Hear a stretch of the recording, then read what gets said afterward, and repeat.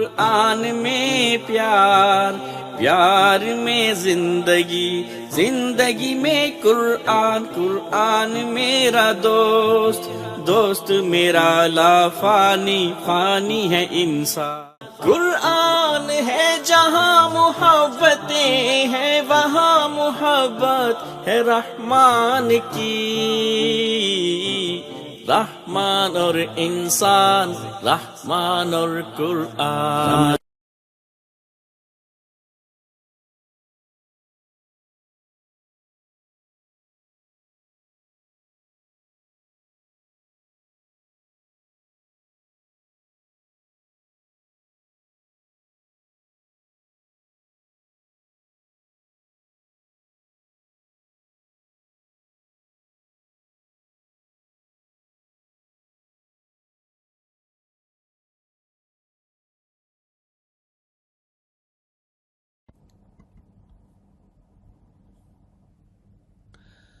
اللہ تعالیٰ سے محبت کرنے والے قرآن مجید سے کیسے محبت کیا کرتے تھے؟ سیدنا ابو عبد الرحمن فرماتے ہیں، ہمیں صحابہ کرام میں سے ایک صحابی قرآن پڑھاتے تھے۔ وہ فرماتے تھے صحابہ نبی صلی اللہ علیہ وسلم سے 10 آیات پڑھتے تھے اور اگلی 10 آیات اس وقت تک نہیں پڑھتے تھے جب تک کہ پہلی 10 آیات میں علم و عمل کے بارے میں تمام چیزیں سیکھ نہ لیتے۔ وہ کہتے ہیں یوں ہم نے علم اور عمل کو حاصل کیا ہے۔ یہ مسند احمد کی روایت ہے 23,482 نمبر پر۔ تو یہ دیکھتے ہیں کہ صحابہ کرام اللہ تعالیٰ کی محبت میں قرآن کے احکامات پر کیسے عمل کرتے تھے۔ سورۃ توبہ کی آیت نمبر 79 ہے، الذین یلمزون المتطوعین من المؤمنین فی الصدقات والذین لا یجدون الا جہدہم فیسخرون منہم سخر اللہ منہم ولہم عذاب علیم۔ منافق خوشی سے صدقہ کرنے والے مومنوں پر تانا زنی کرتے ہیں، اور ایسے غریب مسلمانوں پر بھی جو اپنی مشقت کی کمائی کے سوا کچھ نہیں رکھتے۔ یہ منافق ان کا مذاق اڑاتے ہیں، اللہ تعالیٰ ان کا مذاق انہی پر ڈال دے گا اور ان کے لیے دردناک عذاب ہوگا۔ ابو مسعود رضی اللہ تعالی عنہ فرماتے ہیں، جب صدقہ کی آیت نازل ہوئی ہم لوگ مزدوری کرتے تھے، جو کماتے صدقہ کر دیتے۔ ایک شخص آیا، اس نے 1 سا صدقہ کیا، لوگوں نے کہا اللہ تعالیٰ اس کے 1 سا سے بے نیاز ہے۔ تب یہ آیت نازل ہوئی، اور ابو مسعود کہتے ہیں کہ جب خیرات کرنے کا حکم آیا ہم مزدوری پر بوجھ اٹھایا کرتے تھے۔ ایک دن ابو عقیل آدھا سا کھجور لے کر آئے اور ایک شخص عبد الرحمن بن عوف بہت زیادہ مال لے کر آئے۔ منافق کہنے لگے اللہ اس حقیر خیرات سے بے نیاز ہے، اور یہ جو زیادہ مال ہے یہ دکھاوے کے لیے لایا گیا۔ اس وقت یہ آیت نازل ہوئی کہ منافق خیرات کرنے والوں کو عیب لگاتے ہیں، جو کم دیتا ہے اسے حقیر کہتے ہیں، جو زیادہ دیتا ہے اسے ریاکار کہتے ہیں۔ اور ابو عقیل رات بھر اپنی پیٹھ پر بوجھ ڈھوتے رہے تھے، صبح انہوں نے وہ سب صدقہ کر دیا۔ اور غزوہ تبوک کے موقع پر جب نبی صلی اللہ علیہ وسلم نے اللہ تعالیٰ کی راہ میں خرچ کرنے کی اپیل کی تو مالدار منافق ہاتھ سکیڑ کر بیٹھ رہے، لیکن مخلص اہل ایمان اللہ تعالیٰ کی راہ میں انفاق کرنے کے لیے لانے لگے تو یہ ان پر باتیں چھانٹنے لگے۔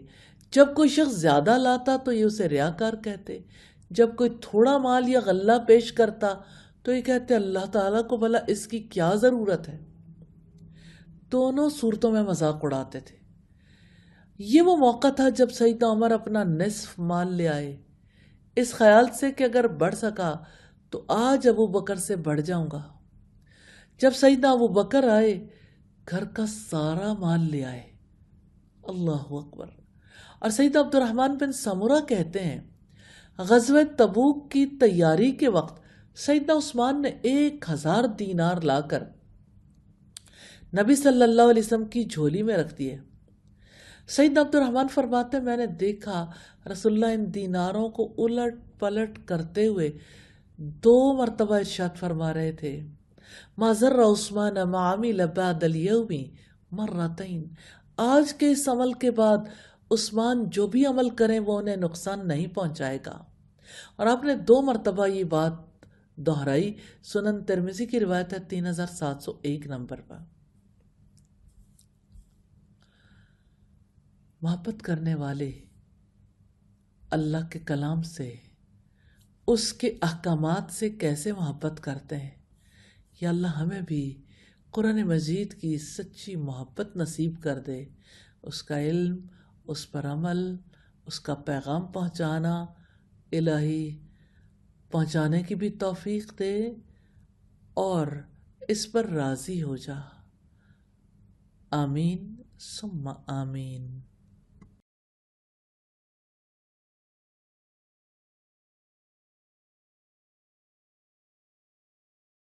قرآن میں حرف، حرفوں میں کہانی، کہانی میں انسان، انسان اور قرآن، قرآن اور رحمان۔ اللہ کے پاک نام سے دوسرے پارے کا آغاز کرتے ہیں۔ آئیے پہلے لفظی ترجمہ دیکھیں گے۔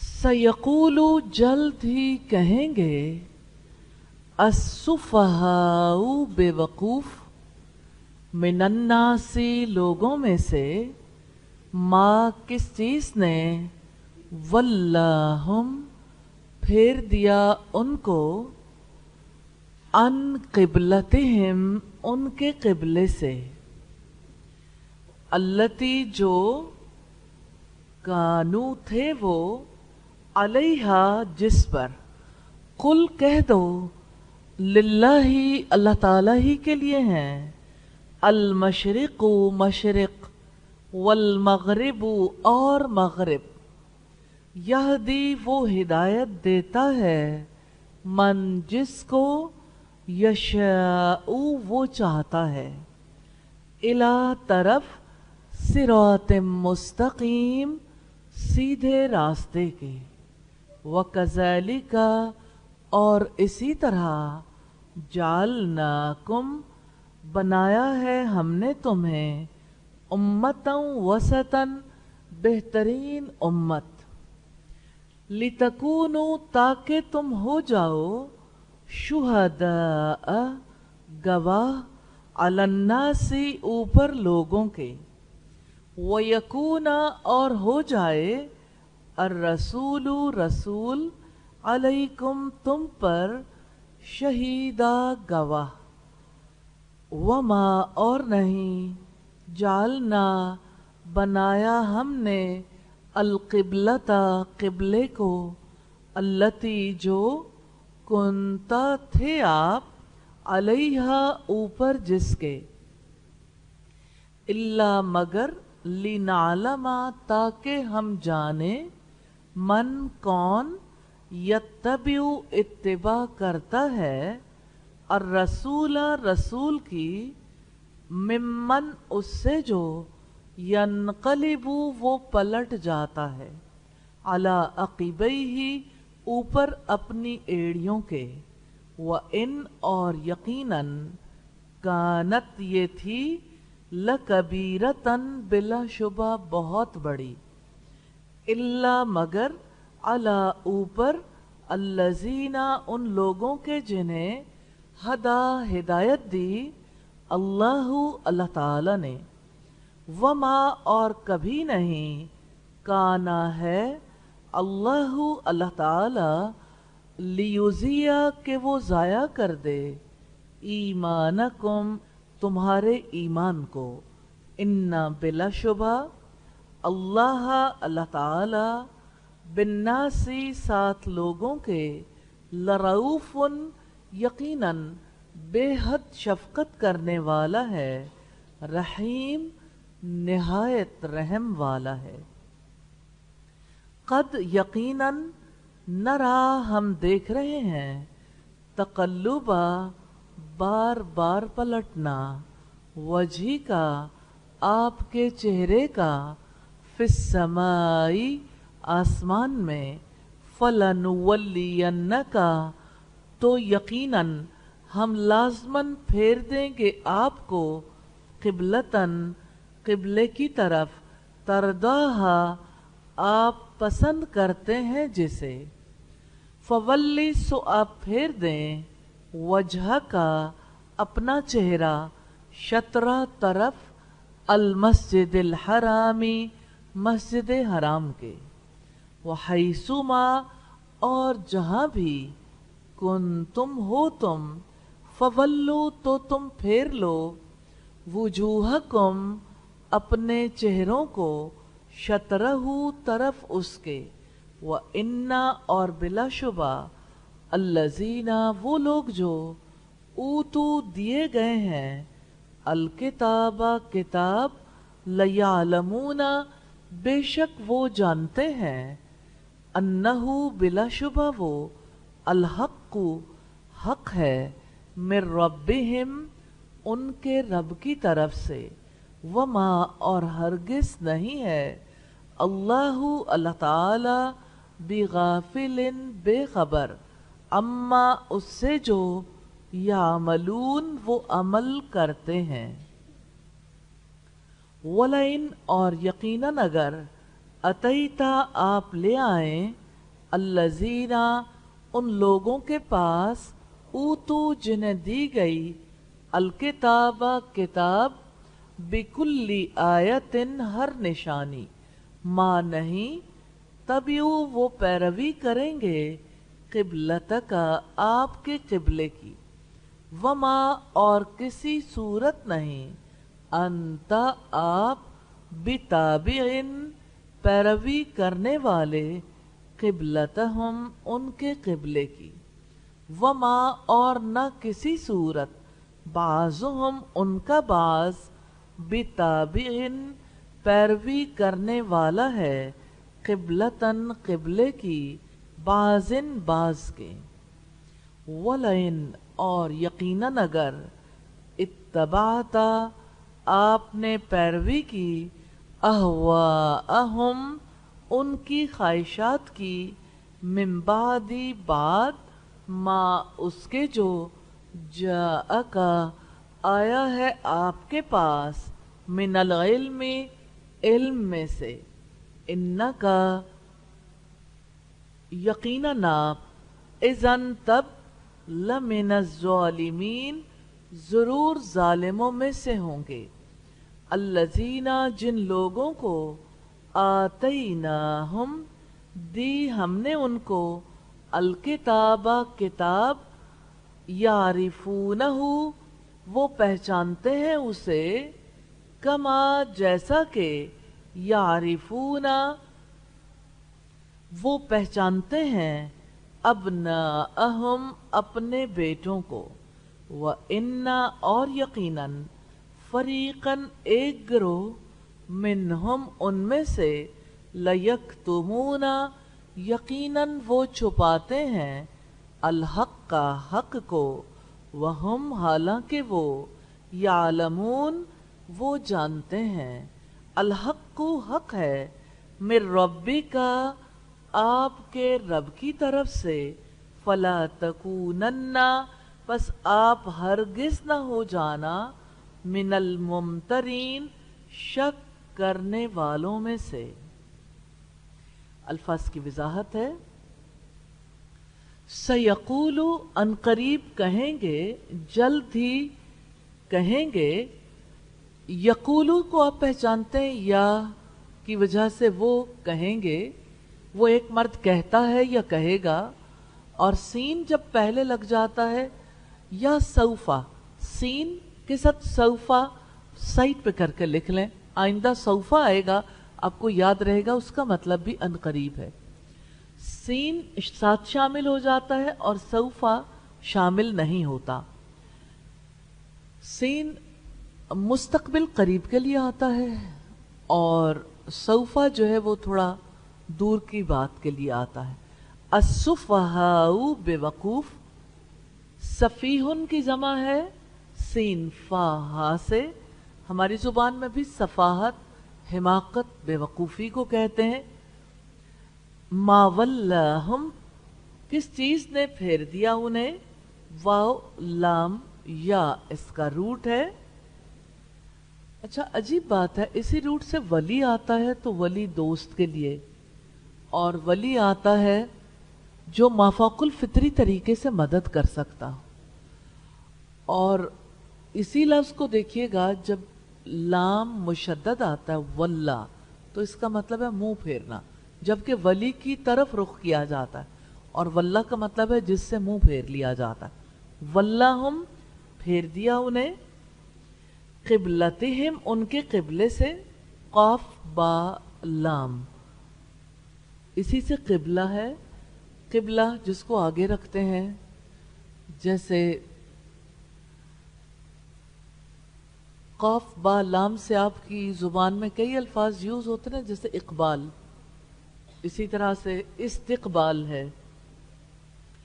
امتن امت، الف میم میم سے ہے. وسطن بہترین، واو سین توئے سے. وسط کسی چیز کے بالکل عین مرکز کو کہتے ہیں، وسط درمیان کو.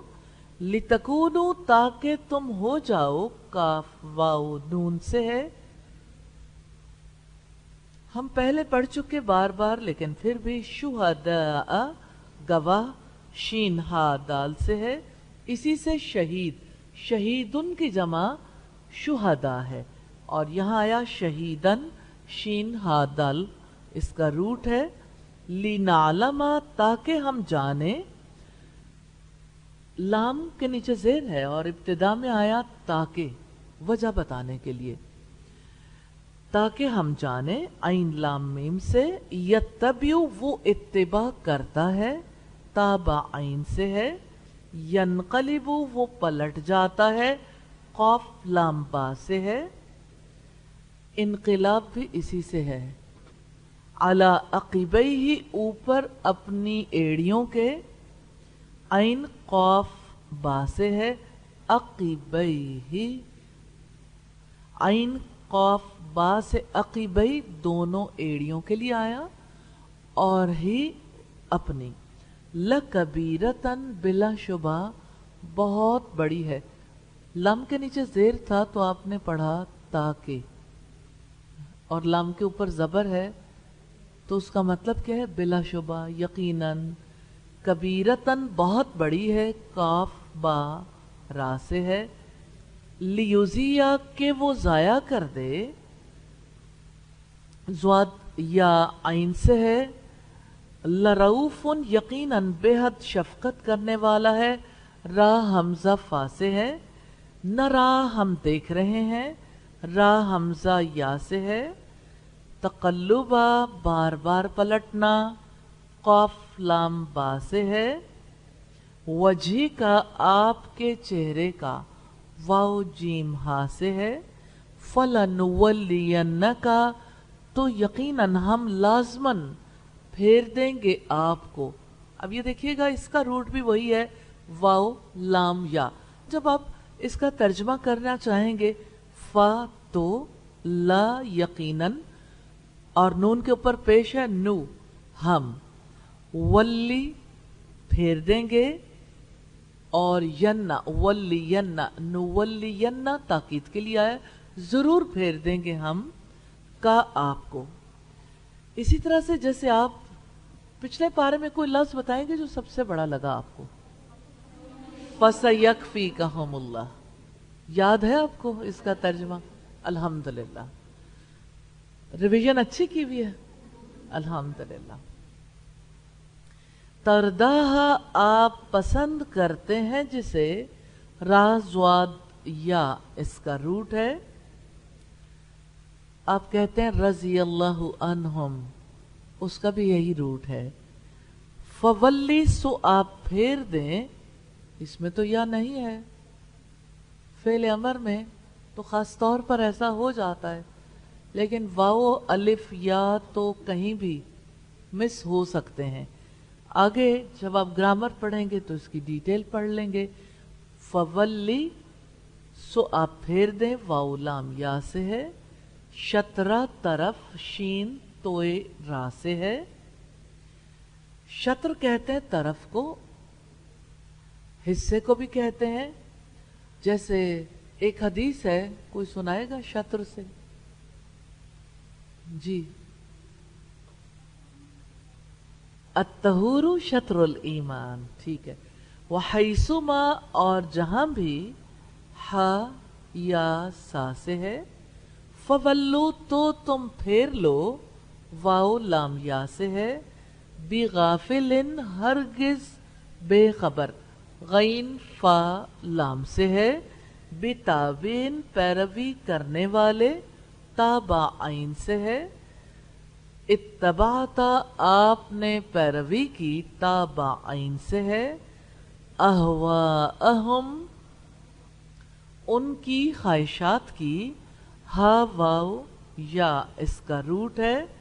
یعرفونہ، وہ پہچانتے ہیں اسے، عین را فا اس کا روٹ ہے. ابناءہم، اپنے بیٹوں کو، با نون واو اس کا روٹ ہے. فریقاً، ایک گروہ، فا را قاف سے ہے. لیکتمون، یقیناً وہ چھپاتے ہیں، کاف تا میم کے روٹ سے آپ پہلے بھی پڑھ چکے ہیں.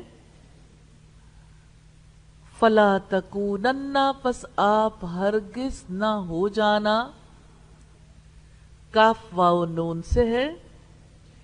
من الممترین، شک کرنے والوں میں سے، میم را یا سے ہے. مریتن، شک کو کہتے ہیں. یہ تھی الفاظ کی وضاحت.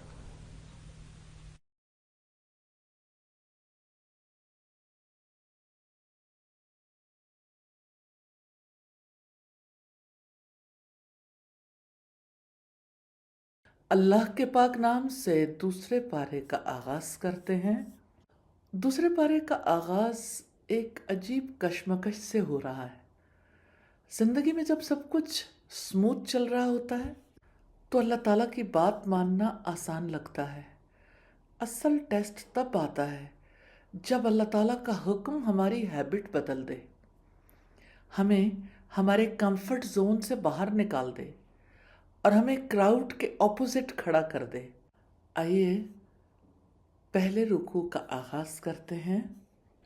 سَيَقُولُ السُّفَهَاءُ مِنَ النَّاسِ مَا وَلَّاهُمْ عَنْ قِبْلَتِهِمُ الَّتِي كَانُوا عَلَيْهَا قُلْ لِلَّهِ الْمَشْرِقُ وَالْمَغْرِبُ يَهْدِي مَن يَشَاءُ إِلَىٰ صِرَاطٍ مُّسْتَقِيمٍ. جلد ہی لوگوں میں سے بے وقوف کہیں گے کہ انہیں کس چیز نے ان کے اس قبلے سے پھیر دیا ہے جس پر وہ تھے. آپ کہہ دو، مشرق اور مغرب اللہ تعالیٰ ہی کے لیے ہیں. وہ جس کو چاہتا ہے سیدھے راستے کی طرف ہدایت دیتا ہے. دوسرے پارے کے آغاز میں خوشخبری دی گئی کہ قبلہ تبدیل کر دیا گیا، لیڈر بدل دیے گئے. پہلے قبلہ بیت المقدس تھا اور یہود خود کو عالمی قیادت کا حقدار سمجھتے تھے، مگر اللہ سبحانہ تعالیٰ نے قبلے کی تبدیلی کے ساتھ ہی یہ اعزاز امت مسلمہ کو عطا فرما دیا. جب مسلمانوں کو بیت اللہ کی طرف رخ کرنے کا حکم دیا گیا تو یہود، عیسائیوں اور مشرکوں نے اعتراضات اٹھائے. اللہ سبحانہ تعالیٰ نے پہلے ہی بتا دیا کہ سفہا یعنی بے وقوف اعتراض کریں گے. سفہا سے مراد وہ لوگ ہیں جو عقل رکھتے ہوئے بھی رب کے فیصلے کی حکمت نہیں سمجھتے. یعنی مسئلہ علم کی کمی نہیں، دل کی ضد ہے. ان کا سوال یہ نہیں تھا کہ حق کیا ہے، بلکہ یہ تھا کہ پہلے کیوں تھا، اب کیوں بدلا. یعنی تبدیلی ان کو ڈسٹرب کر رہی تھی. ان کے اعتراض کا جواب اللہ سبحانہ تعالیٰ نے دیا، قُلْ لِلَّهِ الْمَشْرِقُ وَالْمَغْرِبُ. آپ کہہ دو، مشرق اور مغرب اللہ تعالیٰ ہی کے لیے ہیں. یعنی ڈائریکشن نہیں، ڈیسیژن اہم ہے. اصل مالک اللہ تعالیٰ ہے، جس طرف وہ کہے گا اسی طرف رخ کر لیا جائے گا۔ سب کے خالق، مالک، رازق اللہ سبحانہ تعالیٰ ہے، تو ہمیں اسی کے کہے پہ عمل کرنا ہے۔ ہمارا کام آبجیکشن نہیں، سبمیشن ہے۔ جب بات اللہ کے حکم کی ہو تو دل کو نہیں رب کو فالو کیا جاتا ہے۔ پہلے پارے میں ایک اہم دعا دیکھی تھی، اہدنا الصراط المستقیم، ہمیں سیدھے راستے پر چلا۔ اللہ سبحانہ تعالیٰ نے سورہ البقرہ میں اس دعا کا جواب دیا، ذالک الکتاب لا ریب فیہ ھدی للمتقین، اس کتاب میں ہدایت ہے متقیوں کے لیے۔ ہدایت کا مطلب ہے نفع مند علم اور عمل صالح کی توفیق مل جائے، جو کہ اللہ سبحانہ تعالیٰ کی طرف سے عطا کی جاتی ہے۔ ہدایت کسی کے اختیار میں نہیں ہے۔ نبی کریم نے اپنے پیارے چچا ابو طالب کے انتقال کے وقت ان سے لا الہ الا اللہ پڑھنے کی بہت منت سماجت کی تھی، مگر وہ ایمان نہ لائے۔ اللہ سبحانہ تعالیٰ نے اس موقع پر یہ آیت فرما دی، انک لا تہدی من احببت ولکن اللہ یہدی من یشاء، بے شک آپ جسے چاہیں ہدایت نہیں دے سکتے، بلکہ اللہ تعالیٰ جسے چاہتا ہے ہدایت دیتا ہے۔ اللہ سبحانہ تعالیٰ کے کلام کی طرف جو بڑھتا ہے، کلام کو پڑھتا ہے، سنتا ہے، سمجھنے کی کوشش کرتا ہے، ان کو عمل کی توفیق مل جاتی ہے۔ انسان صرف اپنے ارادوں سے عمل نہیں کر پاتا جب تک کہ رب العزت کی توفیق شامل حال نہ ہو۔ Guidance is not self made. Motivational videos, self help course, discipline hacks, یہ سب تب تک بے فائدہ ہے جب تک اللہ تعالیٰ کی توفیق شامل نہ ہو۔ اس لیے اللہ سبحانہ تعالیٰ فرماتے ہیں، یہدی من یشاء الی صراط مستقیم، وہ جس کو چاہتا ہے سیدھے راستے کی طرف ہدایت دیتا ہے۔ اللہ سبحانہ تعالیٰ الہادی ہے، وہی ہدایت دینے والا ہے۔ ہم اسی سے دعا مانگتے ہیں، اللہم انی اسألک الہدی والتقی والعفاف والغنی۔ یا اللہ، میں تجھ سے ہدایت، تقوی، پاک دامنی اور لوگوں سے بے نیازی کا سوال کرتا ہوں۔ اللہ تعالیٰ یہ چار نعمتیں سب کو نصیب کر دے، آمین ثم آمین۔ آیت نمبر 143 ہے، وَكَذَلِكَ جَعَلْنَاكُمْ أُمَّةً وَسَطًا لِتَكُونُوا شُهَدَاءَ عَلَى النَّاسِ وَيَكُونَ الرَّسُولُ عَلَيْكُمْ شَهِيدًا وَمَا جَعَلْنَا الْقِبْلَةَ الَّتِي كُنْتَ عَلَيْهَا إِلَّا لِنَعْلَمَ مَن يَتَّبِعُ الرَّسُولَ مِمَّن يَنقَلِبُ عَلَى عَقِبَيْهِ وَإِن كَانَتْ لَكَبِيرَةً إِلَّا عَلَى الَّذِينَ هَدَى اللَّهُ وَمَا كَانَ اللَّهُ لِيُضِيعَ إِيمَانَكُمْ إِنَّ اللَّهَ بِالنَّاسِ لَرَءُوفٌ رَحِيمٌ۔ اور اسی طرح ہم نے تمہیں بہترین امت بنایا ہے تاکہ تم لوگوں پر گواہ ہو جاؤ اور رسول تم پر گواہ ہو جائیں۔ اور جس قبلے پر آپ پہلے تھے اس کو ہم نے صرف اسی لیے قبلہ بنایا تھا کہ ہم جانیں کون رسول کی اتباع کرتا ہے اس سے جو اپنی ایڑیوں کے بل پلٹ جاتا ہے، اور یقیناً یہ بلا شبہ بہت بڑی بات تھی مگر ان لوگوں کے لیے نہیں جنہیں اللہ تعالیٰ نے ہدایت دی۔ اور اللہ تعالیٰ کبھی ایسا نہیں کہ تمہارے ایمان کو ضائع کر دے۔ بلا شبہ اللہ تعالیٰ لوگوں پر یقیناً بے حد شفقت کرنے والا، نہایت رحم والا ہے۔ یہ آیت تحویل قبلہ کے تسلسل میں امت محمدیہ کی اصل شناخت، لائف سٹائل اور ذمہ داری کو واضح کرتی ہے۔ یہاں بات صرف ایک تاریخی واقعے کی نہیں بلکہ ایک آن گوئنگ مشن کی ہے جو قیامت تک جاری رہے گا۔ اللہ سبحانہ تعالیٰ نے امت مسلمہ کے لیے کیا لائف سٹائل تجویز کیا ہے، آئیے دیکھتے ہیں۔ اللہ سبحانہ تعالیٰ کا فرمان ہے، وَكَذَلِكَ جَعَلْنَاكُمْ، اور اسی طرح ہم نے تمہیں بنایا ہے جیسے اللہ تعالیٰ نے ہمارے نقوش بنائے، جیسے اس نے ہمارا دل بنایا، آنکھیں بنائیں، ہمارا ذہن بنایا، اسی طرح سے اس امت کا وجود جیسے ہمیں ڈیزائن کیا ایسے ہمارے کاموں کو بھی ڈیزائن کیا۔ امت کی کلیکٹیو رسپانسبلٹی ہے، یہ ڈیلیبریٹلی ڈیزائنڈ امت ہے۔ جو بھی اسلام لے آتا ہے، جو بھی اس امت کا ممبر بن جاتا ہے، اللہ تعالیٰ نے اس امت کے لیے فرمایا ہم نے تمہیں بہترین امت بنایا ہے۔ امت مسلمہ کو امت وسط قرار دیا ہے۔ وسط کہتے ہیں کسی بھی چیز کے درمیانی حصے کو۔ مسلمان امت وسط ہیں۔ وسط کا مطلب صرف درمیان میں ہونا نہیں، بلکہ کلیئرٹی، سٹیبلٹی، جسٹس، بیلنس اور ریلائبلٹی بھی ہے۔ یہ امت ایکسٹریم نہیں، نہ دنیا میں گم نہ دنیا سے کٹی ہوئی۔ امت مسلمہ امت وسط ہے۔ اللہ سبحانہ تعالیٰ نے اپنا پیغام دنیا تک پہنچانے کے لیے مسلمانوں کو درمیانی وسیلہ بنایا ہے، کنیکٹر ہیں۔ یعنی یہ مسلمان ہیں جو ایک ایک فرد سے رابطہ کر کے اس کا تعلق اللہ تعالیٰ سے جوڑ دیں۔ یہ کنیکشن اللہ تعالیٰ نے امت مسلمہ کے توسط سے جوڑا ہے تاکہ تم لوگوں پر گواہ ہو جاؤ اور رسول تم پر گواہ ہو جائیں۔ یہ حق کی گواہی ہے۔ رسول اللہ صلی اللہ علیہ وسلم سے آخرت میں گواہی لی جائے گی، کیا تم نے پیغام پہنچا دیا؟ اور پھر آپ صلی اللہ علیہ وسلم ان تمام لوگوں پر گواہی دیں گے جنہوں نے حق کی یہ گواہی لوگوں پر دی ہوگی، یعنی لوگوں کو پیغام پہنچایا ہوگا۔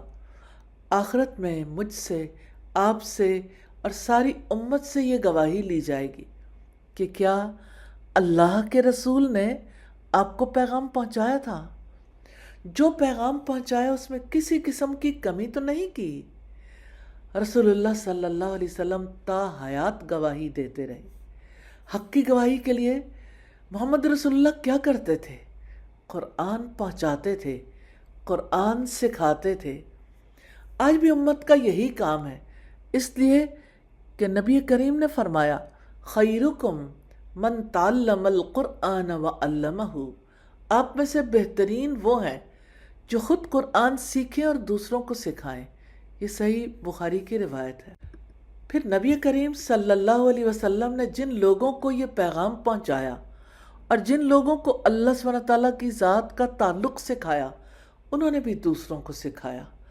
رسول اللہ کے صحابہ نے حق کی گواہی کے اس مشن کو کیسے نبھایا؟ صحابہ کرام قبول اسلام کے فوراً بعد ہی رسول اللہ کے قرآن کے مشن کو اپنا لیتے تھے اور اس کے لیے پوری طرح سرگرم عمل ہو جاتے تھے۔ رسول اللہ نے بڑا آسان ٹارگٹ دیا ہے، بلغوا انی ولو آیا، مجھ سے پہنچا دو اگرچہ ایک آیت ہی کیوں نہ ہو۔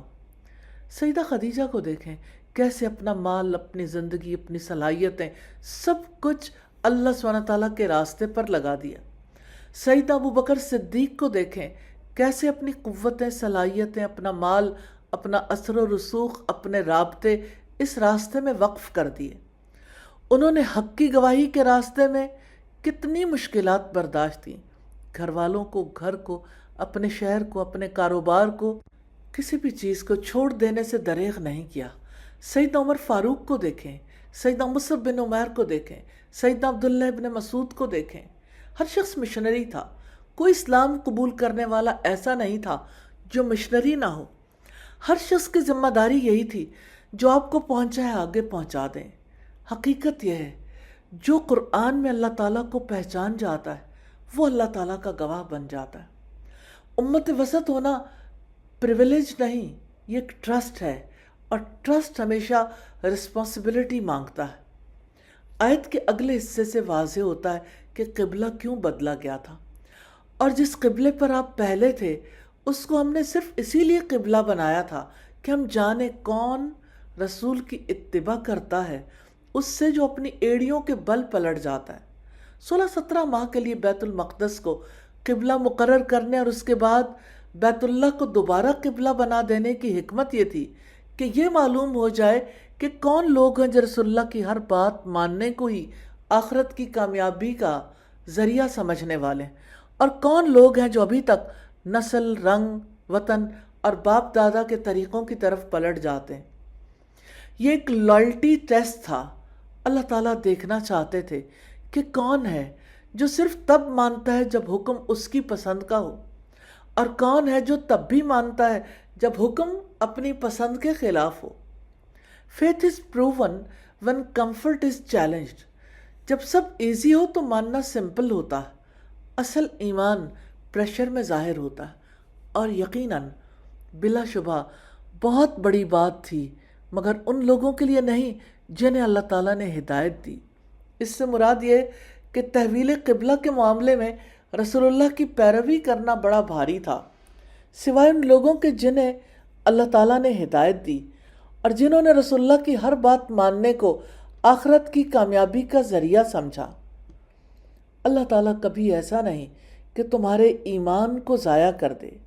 بیت اللہ کو قبلہ مقرر کیے جانے کے حکم کے بعد لوگوں نے کہا کہ جو لوگ کعبہ کے قبلہ بنائے جانے سے پہلے انتقال کر گئے ان کی نمازیں قبول ہوئیں یا نہیں۔ اس پر اللہ تعالیٰ نے حوصلہ دلایا کہ ان لوگوں کی نمازیں بھی ضائع نہیں ہوں گی جو تحویل قبلہ کا حکم آنے سے پہلے فوت ہو چکے۔ پھر فرمایا بلا شبہ اللہ تعالیٰ لوگوں پر یقیناً بے حد شفقت کرنے والا، نہایت رحم والا ہے۔ اللہ سبحانہ تعالیٰ نے مومنوں کا امتحان لیا، ان کے درجات بلند کیے اور اپنے سب سے زیادہ عزت والے گھر کی طرف ان کا منہ موڑ دیا۔ یقیناً وہ رؤوف و رحیم ہے۔ اللہ سبحانہ تعالیٰ نے امتحان دیا لیکن گرانے کے لیے نہیں، بلند کرنے کے لیے۔ Tests are signs of elevation not rejection. اللہ تعالیٰ جسے بلند کرنا چاہتا ہے اسے آزماتا ہے۔ قبلہ بدلا، درجات بلند ہوئے، امت کو عزت ملی اور رخ اللہ تعالیٰ کے سب سے محترم گھر کی طرف کر دیا گیا۔ یاد رکھیے اللہ کی نظر میں کامیابی اس میں نہیں کہ آپ کتنے سال ایک رخ پر رہے، بلکہ یہ ہے کہ جب اللہ کے رسول نے رخ بدلنے کا حکم دیا تو آپ نے دل سمیت رخ بدل لیا۔ اللہ تعالیٰ ہمیں رسول اللہ کی کامل اتباع کرنے والا اور ہر امتحان میں ثابت قدم رہنے والا بنا دے۔ آمین ثم آمین۔ آیت نمبر 144 ہے، قد نرى تقلب وجهك في السماء فلنولينك قبلة ترضاها فول وجهك شطر المسجد الحرام وحيث ما كنتم فولوا وجوهكم شطره وإن الذين أوتوا الكتاب ليعلمون أنه الحق من ربهم وما الله بغافل عما يعملون۔ یقیناً ہم آپ کے چہرے کا بار بار آسمان کی طرف پلٹنا دیکھ رہے ہیں، تو یقیناً ہم آپ کو لازماً اس قبلے کی طرف پھیر دیں گے جسے آپ پسند کرتے ہیں، سو آپ اپنا چہرہ مسجد حرام کی طرف پھیر دیں، اور آپ جہاں کہیں بھی ہو اپنے چہرے کو اسی کی طرف پھیر لو۔ اور بلا شبہ وہ لوگ جن کو کتاب دی گئی ہے بے شک وہ جانتے ہیں بلا شبہ ان کے رب کی جانب سے یہ واقعی حق ہے، اور جو وہ عمل کرتے ہیں اللہ تعالیٰ اس سے ہرگز بے خبر نہیں۔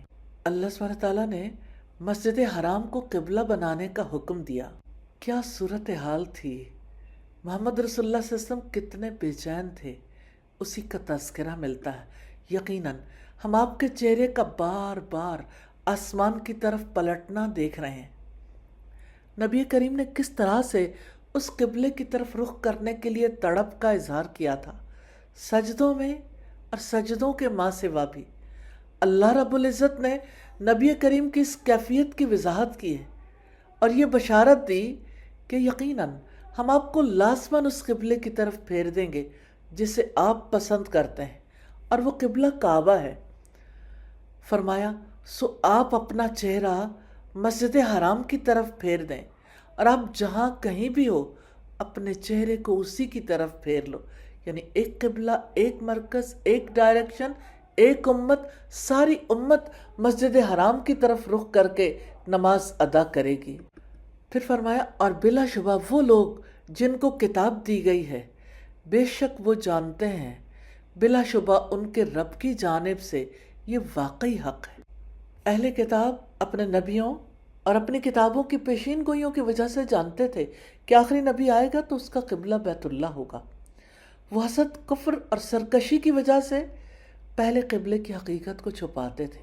فرمایا وَمَا اللَّهُ بِغَافِلٍ عَمَّا يَعْمَلُونَ، اور جو وہ عمل کرتے ہیں اللہ تعالیٰ اس سے ہرگز بے خبر نہیں۔ یعنی ٹروتھ کو چھپانا، ہسٹری کو مینیپولیٹ کرنا، حق کو ڈیلے کرنا، یہ سب ریکارڈ ہو رہا ہے۔ یاد رکھیے، جو رب نبی کریم کی تڑپ دیکھ رہا تھا وہ آپ کے دل کی تڑپ سے بھی بے خبر نہیں۔ بس شرط ایک ہے، رخ اللہ سبحانہ تعالیٰ کی طرف اور انتظار ادب کے ساتھ ہو۔ آیت نمبر 145 ہے وَلَئِنْ أَتَيْتَ الَّذِينَ أُوتُوا الْكِتَابَ بِكُلِّ آيَةٍ مَا تَبِعُوا قِبْلَتَكَ وَمَا أَنْتَ بِتَابِعٍ قِبْلَتَهُمْ وَمَا بَعْضُهُمْ بِتَابِعٍ قِبْلَةَ بَعْضٍ وَلَئِنِ اتَّبَعْتَ أَهْوَاءَهُمْ مِنْ بَعْدِ مَا جَاءَكَ مِنَ الْعِلْمِ إِنَّكَ إِذًا لَمِنَ الظَّالِمِينَ۔ اور یقیناً اگر آپ ان لوگوں کے پاس جنہیں کتاب دی گئی ہر نشانی لے آئیں تب بھی وہ آپ کے قبلے کی پیروی نہیں کریں گے، اور نہ آپ کسی صورت ان کے قبلے کی پیروی کرنے والے، اور نہ وہ کسی صورت ایک دوسرے کے قبلے کی پیروی کرنے والے۔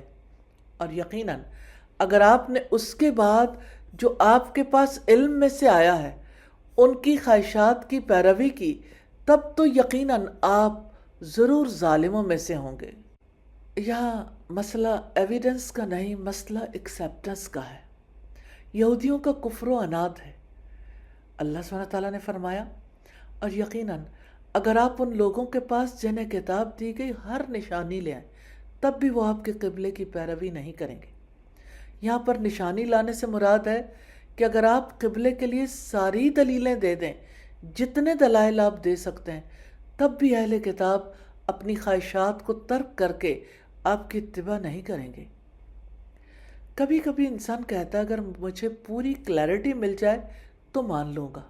یہ آیت بتاتی ہے کچھ لوگ کلیئرٹی کے بعد بھی نہیں مانتے کیونکہ ماننے سے ایگو ہرٹ ہوتی ہے۔ اسی لیے فرمایا اور نہ وہ کسی صورت ایک دوسرے کے قبلے کی پیروی کرنے والے۔ یہودی اور عیسائی بھی ایک قبلے کو نہیں مانتے تھے۔ ایک بیت المقدس کے ایک طرف رخ کر کے نماز ادا کرتا تھا اور دوسرا قبیلہ دوسری طرف رخ کر کے نماز ادا کرتا تھا۔ اور یقیناً اگر آپ اس علم کے بعد جو آپ کے پاس آ چکا ہے ان کی خواہشات کے پیچھے لگ جائیں، یقیناً آپ ظالموں میں سے ہوں گے۔ حق جان لینے کے بعد لوگوں کو خوش کرنے کے لیے ٹروتھ بینڈ کرنا ظلم ہے۔ یہ آیت بتاتی ہے ہر انکار جہالت نہیں ہوتا، کچھ انکار انا کی پیداوار ہوتے ہیں، اور مومن کی پہچان یہ ہے کہ وہ علم کے بعد خواہشات کو فالو نہیں کرتا بلکہ رب کے حکم پر ثابت قدم رہتا ہے۔ آیت نمبر 146 ہے الذین آتیناہم الکتاب یعرفونہ کما یعرفون ابناءہم وان فریقا منہم لیکتمون الحق وہم یعلمون۔ جن لوگوں کو ہم نے کتاب دی ہے وہ اسے بالکل ایسے ہی پہچانتے ہیں جیسا وہ اپنے بیٹوں کو پہچانتے ہیں، اور واقعتاً ان میں سے ایک گروہ ایسا بھی ہے جو یقیناً حق کو چھپاتے ہیں حالانکہ وہ جانتے ہیں۔ یہودیوں کو نبی کریم کی رسالت کا یقین تھا مگر ضد اور تکبر کی وجہ سے وہ ایمان نہیں لائے۔ ان کا اعتراض یہ تھا کہ نبوت بنی اسرائیل سے بنی اسماعیل میں کیسے ٹرانسفر ہو گئی۔ تو رب العزت نے فرمایا جن لوگوں کو ہم نے کتاب دی ہے وہ اسے بالکل ایسے ہی پہچانتے ہیں جیسا وہ اپنے بیٹوں کو پہچانتے ہیں۔ اس سے مراد یہود و نصارہ کے علماء ہیں کہ وہ آخری نبی کو، قبلے کو اور قرآن مجید کو اسی طرح پہچانتے ہیں جیسے اپنی اولاد کو پہچانتے ہیں۔ یہ کمپیریزن بہت سٹرونگ ہے۔ انسان کسی چیز میں ڈاؤٹ کر سکتا ہے مگر اپنی اولاد کی شناخت میں نہیں۔ یعنی یہود و نصارہ کے علماء کے پاس کلیئر نالج تھا، سائنس میچ ہو رہے تھے، پریڈکشنز تھیں کنفیوژن نہیں تھی، مسئلہ کیا تھا؟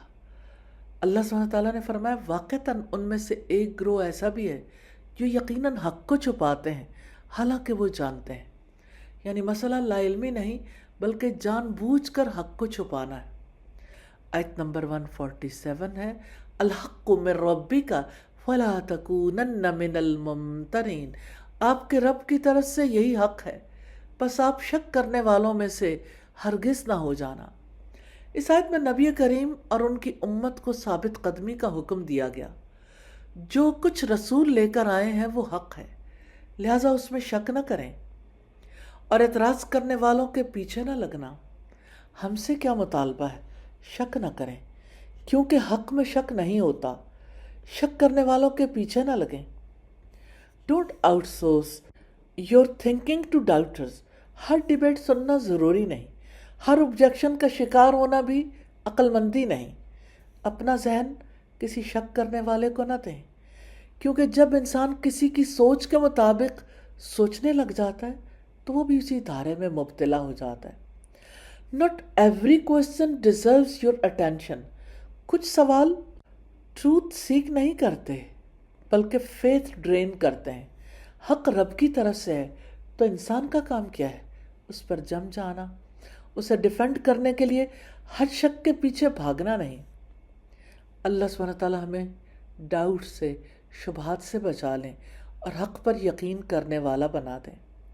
سیلف چیک مومنٹ ہے، کیا میں اللہ تعالیٰ کے حکم کو چیلنج تو نہیں کرتی؟ کیا میں تب مانتی ہوں جب ماننا آسان ہو؟ کیا کراؤڈ کی اپروول مجھے اللہ تعالیٰ کی رضا سے زیادہ امپورٹنٹ لگتی ہے؟ کیا میری زبان، عادتیں اور چوائسز واقعی ایک وٹنس بن رہی ہیں؟ کور میسج آف رکوع ہے. یہ رکوع ہمیں بتاتا ہے Islam is not about comfort, Islam is about commitment. جب اللہ کا حکم آ جائے تو ڈیلے نہیں، ڈیبیٹ نہیں، جسٹ سبمیشن. امت وسط ہونا سٹیٹس نہیں، یہ ایک مشن ہے، ایک کالنگ ہے، ایک ٹرسٹ ہے. اب چوائس ہماری ہے کہ فالو کریں یا جسٹ ریئیکٹ کر کے موو آن کر جائیں. سبحانک اللہم و بحمدک نشہد ان لا الہ الا انت نستغفرک و نتوب الیک. السلام علیکم ورحمۃ اللہ وبرکاتہ.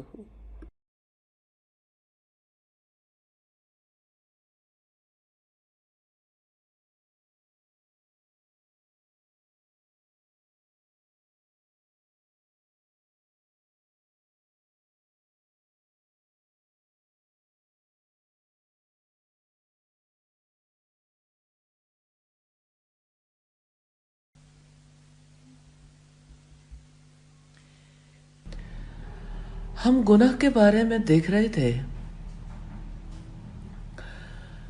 لوگ گناہ کیوں کرتے ہیں، گناہ کے راستے کون سے ہیں، گناہ کی بنیادیں کیا ہیں،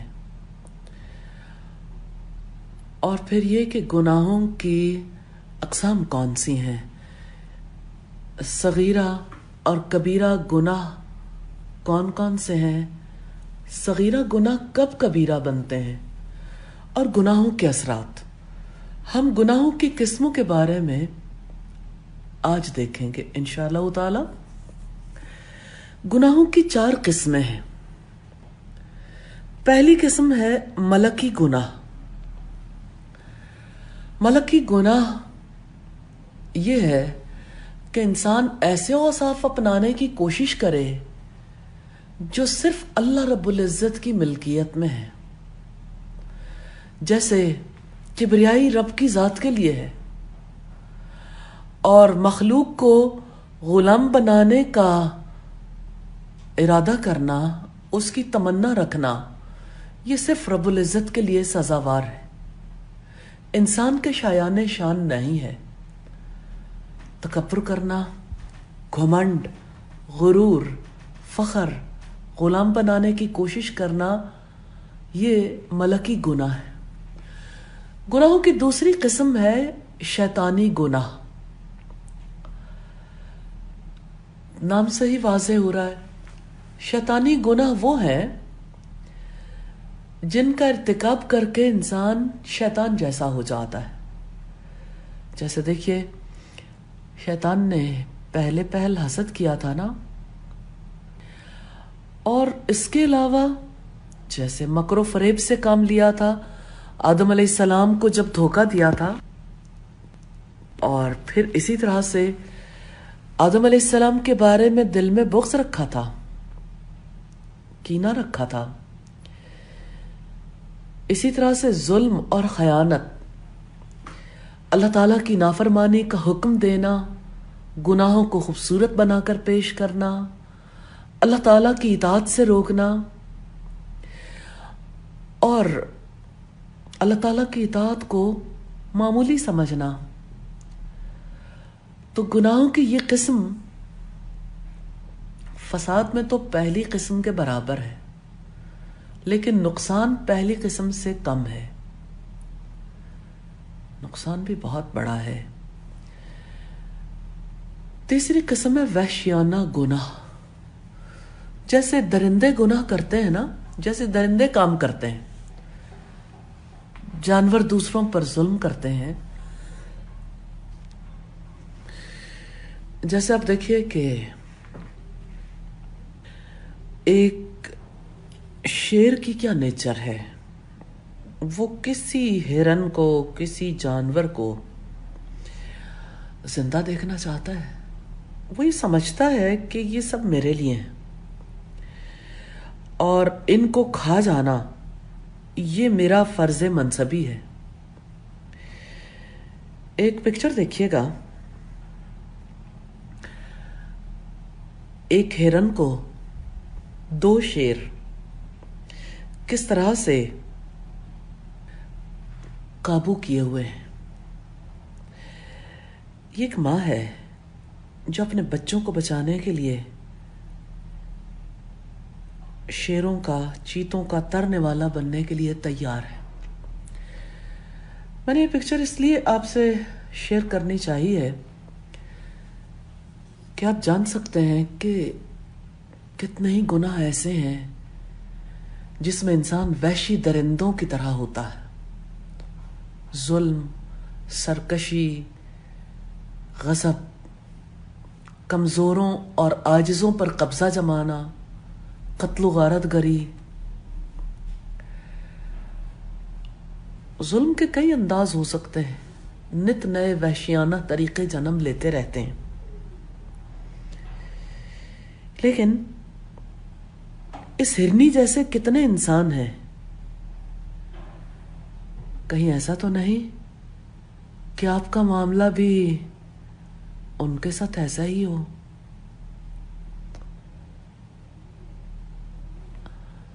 چوتھی قسم ہے حیوانی گناہ.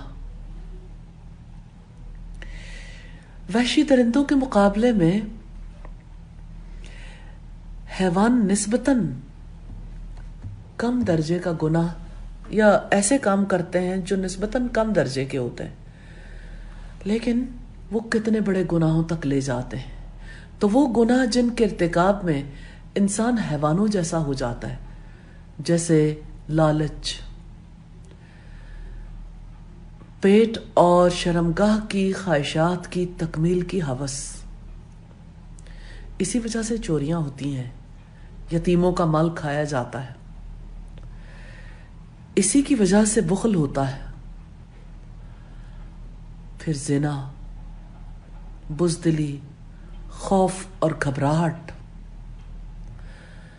اگر آپ دنیا میں دیکھیں نا تو اکثر لوگ ایسے ہی گناہوں میں ملوث ہیں، اور یہی گناہ پکڑ کر دوسرے گناہوں تک لے جاتے ہیں. پھر ہم دیکھتے ہیں ان چار قسموں کے علاوہ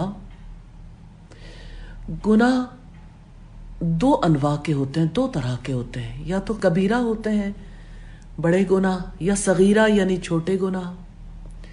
حافظ ابن قیم کہتے ہیں قرآن و سنت، اجماع صحابہ اور ان کے بعد آنے والے ائمہ کا اجماع اس بات پر دلیل ہے کہ گناہ دو قسم کے ہوتے ہیں، کبیرہ اور صغیرہ. جیسا کہ رب العزت نے فرمایا ان تجتنبوا کبائر ما تنہون عنہ نکفر عنکم سیئاتکم وندخلکم مدخلا کریما، اگر تم ان بڑے گناہوں سے بچو گے جن سے تمہیں روکا جاتا ہے تو ہم تمہاری چھوٹی چھوٹی برائیاں تم سے دور کر دیں گے اور تمہیں عزت کی جگہ میں داخل کریں گے۔ تو جو لوگ بڑے گناہوں سے بچتے ہیں اور بے حیائی سے بھی، سوائے چھوٹے گناہ کے، جیسا کہ سورہ النجم کی آیت نمبر 32 میں آیا ہے الذین یجتنبون کبائر الاسم والفواحش الا اللمم، وہ لوگ جو بڑے گناہوں سے بچتے ہیں اور بے حیائی سے بھی سوائے چھوٹے گناہ کے۔ اسی طرح سیدنا ابو بکرہ سے روایت ہے، نبی کریم نے فرمایا کیا میں تمہیں کبیرہ گناہوں میں سب سے بڑے گناہ کی خبر نہ دوں؟ اب نے 3 مرتبہ یہ بات بیان فرمائی۔ صحابہ کرام نے عرض کیا کیوں نہیں اے اللہ کے رسول؟ آپ نے فرمایا اللہ کے ساتھ شرک کرنا، والدین کی نافرمانی کرنا۔ آپ ٹیک لگائے ہوئے تھے، پھر اٹھ کر بیٹھ گئے اور فرمایا خبردار اور جھوٹی بات، آپ اسے مسلسل دہراتے رہے یہاں تک کہ ہم نے کہا کاش آپ خاموش ہو جائیں۔ اللہ اکبر، اللہ اکبر۔ یہ روایت صحیح بخاری کی ہے 2654 نمبر پر۔ سیدنا عبداللہ ابن مسعود سے روایت ہے، کہتے ہیں میں نے رسول اللہ سے دریافت کیا اللہ تعالیٰ کے نزدیک سب سے بڑا گناہ کون سا ہے؟ آپ نے فرمایا یہ کہ تم اللہ کا کوئی شریک بناؤ حالانکہ اسی نے تمہیں پیدا کیا ہے۔ میں نے کہا واقعی یہ تو بہت بڑا گناہ ہے۔ میں نے عرض کیا پھر کون سا گناہ؟ آپ نے فرمایا یہ کہ تم اپنی اولاد کو اس خوف سے قتل کر دو کہ وہ تمہارے ساتھ کھائے گی۔ میں نے عرض کیا پھر کون سا گناہ؟ آپ نے فرمایا یہ کہ تم اپنی پڑوسن سے زنا کرو۔ استغفر اللہ۔ صحیح بخاری کی روایت ہے 4477 نمبر پر۔ سیدنا ابو ہریرہ سے روایت ہے رسول اللہ نے فرمایا الصلوات الخمس والجمعۃ الی الجمعۃ ورمضان الی رمضان مکفرات لما بینہن اذا اجتنبت الکبائر وفی روایت ما لم تخش الکبائر۔ 5 نمازیں ایک جمعہ دوسرے جمعے تک اور ایک رمضان دوسرے رمضان تک کے درمیانی وقفے میں سرزد ہونے والے گناہوں کا کفارہ ہے، بشرط یہ کہ کبیرہ گناہوں سے اجتناب کیا جائے، اور ایک روایت میں جب تک کبیرہ گناہوں کا ارتکاب نہ کیا جائے۔ تو کبیرہ گناہ کی تعریف اور تعداد میں اختلاف ہے۔ ایک قول یہ ہے کہ 4 گناہ کبیرہ ہے، پھر 7 کا قول ملتا ہے، 9 کا، 11 کا، 70 کا۔ سیدنا عبداللہ ابن عباس سے پوچھا گیا کہ کبیرہ گناہ کتنے ہیں؟ کیا یہ 7 ہے؟ انہوں نے فرمایا 7 کے بجائے 70 ہونا زیادہ قریب ہے، مگر استغفار کے ساتھ کوئی گناہ کبیرہ نہیں رہتا اور اصرار کے ساتھ کوئی گناہ صغیرہ نہیں رہتا۔ صحیح بات یہ ہے کہ کبیرہ گناہوں کی تعداد متعین نہیں ہے۔ ہاں یہ بڑی بنیادی بات ہے، جس گناہ پر دنیا میں کوئی شرعی حد متعین ہوتی ہو یا جس پر جہنم، لعنت، اللہ کے غضب، سزا یا نفی ایمان کی وعید سنائی گئی ہو، وہ کبیرہ گناہ ہے، اور جس گناہ پر دنیا میں کوئی حد مرتب نہ ہو اور نہ اس پر آخرت میں کوئی وعید ہو تو وہ گناہ صغیرہ ہے۔ پھر اب دیکھیے، صغیرہ کا مطلب تو ہے چھوٹے گناہ، لیکن صغیرہ گناہ بھی کبیرہ بن جاتے ہیں۔ جانتے ہیں کب؟ اس کے کچھ اسباب ہوتے ہیں، جیسے اس کا سب سے بڑا سبب یہ ہے ڈھٹائی، اصرار۔ سیدنا عبداللہ ابن عباس نے فرمایا لا کبیرۃ مع الاستغفار ولا صغیرۃ مع الاصرار، استغفار کے ساتھ کوئی گناہ کبیرہ نہیں ہوتا اور اصرار کے ساتھ کوئی گناہ صغیرہ نہیں رہتا۔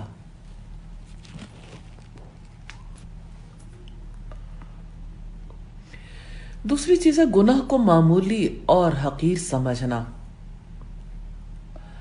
سیدنا سہل بن سعد سے روایت ہے، رسول اللہ نے فرمایا ایاکم ومحقرات الذنوب فانما مثل محقرات الذنوب كقوم نزلوا في بطن واد فجاء ذا بعود حتى انزجوا خبزتهم وان محقرات الذنوب متى يؤخذ بها صاحبها تهلكه۔ سیدنا سہل بن سعد سے روایت ہے، رسول اللہ نے فرمایا معمولی سمجھے جانے والے گناہوں سے بھی بچو، ان لوگوں کی طرح جو ایک وادی میں اترے، ایک لکڑی یہ لے کر آیا، ایک لکڑی وہ لے کر آیا، یہاں تک کہ انہوں نے اپنی روٹی پکا لی۔ بلا شبہ جب چھوٹے گناہوں پر اس کے مرتکب سے مواخذہ ہوگا تو وہ اسے ہلاک کر دیں گے۔ اللہ اکبر، استغفر اللہ۔ آپ نے فرمایا، سیدہ عائشہ بیان کرتی، یا عائشہ ایاکی ومحقرات الاعمال فإن لها من اللہ طالبا، اے عائشہ معمولی سمجھے جانے والے گناہوں سے بچو، کیونکہ اللہ تعالیٰ کی جانب سے ان کا بھی مواخذہ ہوگا۔ پھر ہمیں سیدنا عبداللہ ابن مسعود کا قول ملتا ہے، صحیح بخاری کی 6308 نمبر روایت ہے، کہ مومن اپنے گناہوں کو اس طرح محسوس کرتا ہے گویا وہ ایک پہاڑ کے نیچے بیٹھا ہو اور اسے خوف ہو کہ کہیں وہ اس پر گر نہ پڑے، اور فاسق و فاجر شخص اپنے گناہوں کو اس طرح محسوس کرتا ہے کہ وہ ایک مکھی ہو جو اس کی ناک پر سے گزرے تو وہ اسے اس طرح کر دے۔ ابو شہاب نے اپنی ناک کے اوپر ہاتھ ہلا کر بتایا۔ یہ دوسرا سبب ہے۔ تیسرا سبب ہے گناہ کی تشہیر کرنا۔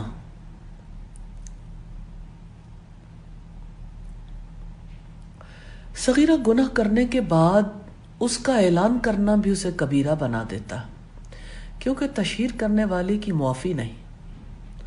ہر مسلمان کو چاہیے چھوٹے بڑے گناہوں سے بچتا رہے تاکہ دنیا اور آخرت میں کامیابی سے ہمکنار ہو۔ اسی طرح سے چوتھا سبب ہے صغیرہ گناہوں پر راضی ہونا اور ان پر فخر کرنا۔ جب کوئی انسان گناہ پر شرمندہ نہیں ہوتا تو فخر کے ساتھ لوگوں پر اس کا اظہار کرتا ہے کہ دیکھا میں نے کسی کے ساتھ کیا معاملہ کیا، میں نے فلاں کی طبیعت صاف کر دی، اور یہ کہ میں نے ایسا اس کے بارے میں بیان دیا کہ وہ شرمندہ ہو کر رہ گیا، اور میں نے دھوکے سے اس کا مال لے لیا۔ اسی طرح سے پانچواں سبب ہے اہل علم کا گناہ کرنا۔ اگر کوئی علم والا صغیرہ گناہ کرے، لوگ اس کے بارے میں جان لیں، پھر وہ ویسا ہی کرنے لگیں، تو علم والے کا معمولی گناہ بھی نتیجے کے اعتبار سے کبیرہ بن جاتا ہے۔ اللہ تعالیٰ سے دعا ہے ہمیں صغیرہ اور کبیرہ گناہوں سے بچنے کی توفیق عطا فرمائے۔ اسی طرح سے ہم دیکھیں گے گناہوں کے اثرات۔ انسان کی ذات پر گناہوں کے اثرات دو طرح سے ہوتے ہیں۔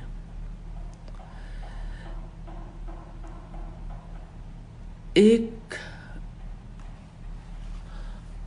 یعنی اس کی اپنی ذات پر گناہوں کے اثرات ہیں، اور ایک اس کے گناہوں کی وجہ سے معاشرے پر اثرات ہیں۔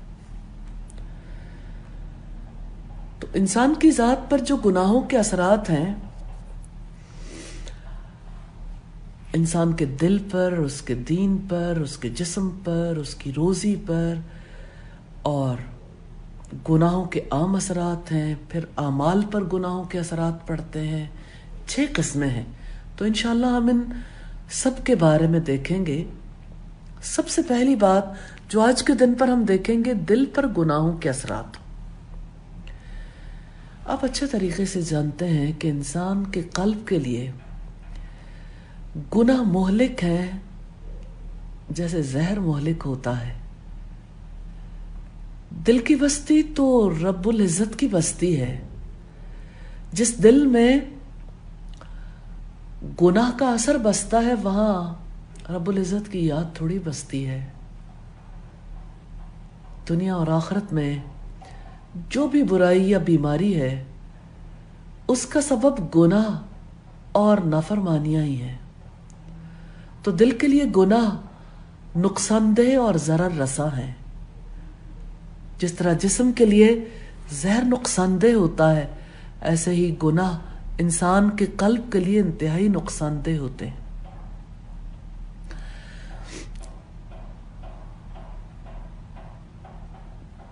پھر اب دیکھیے گناہوں کا اثر دل میں وحشت جنم لیتی ہے،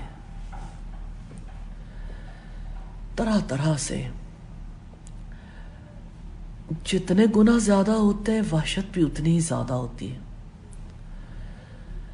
حتیٰ کہ گناہگار کے دل میں اللہ تعالیٰ کے لیے نامانوسیت پیدا ہو جاتی ہے، اور اتنی خطرناک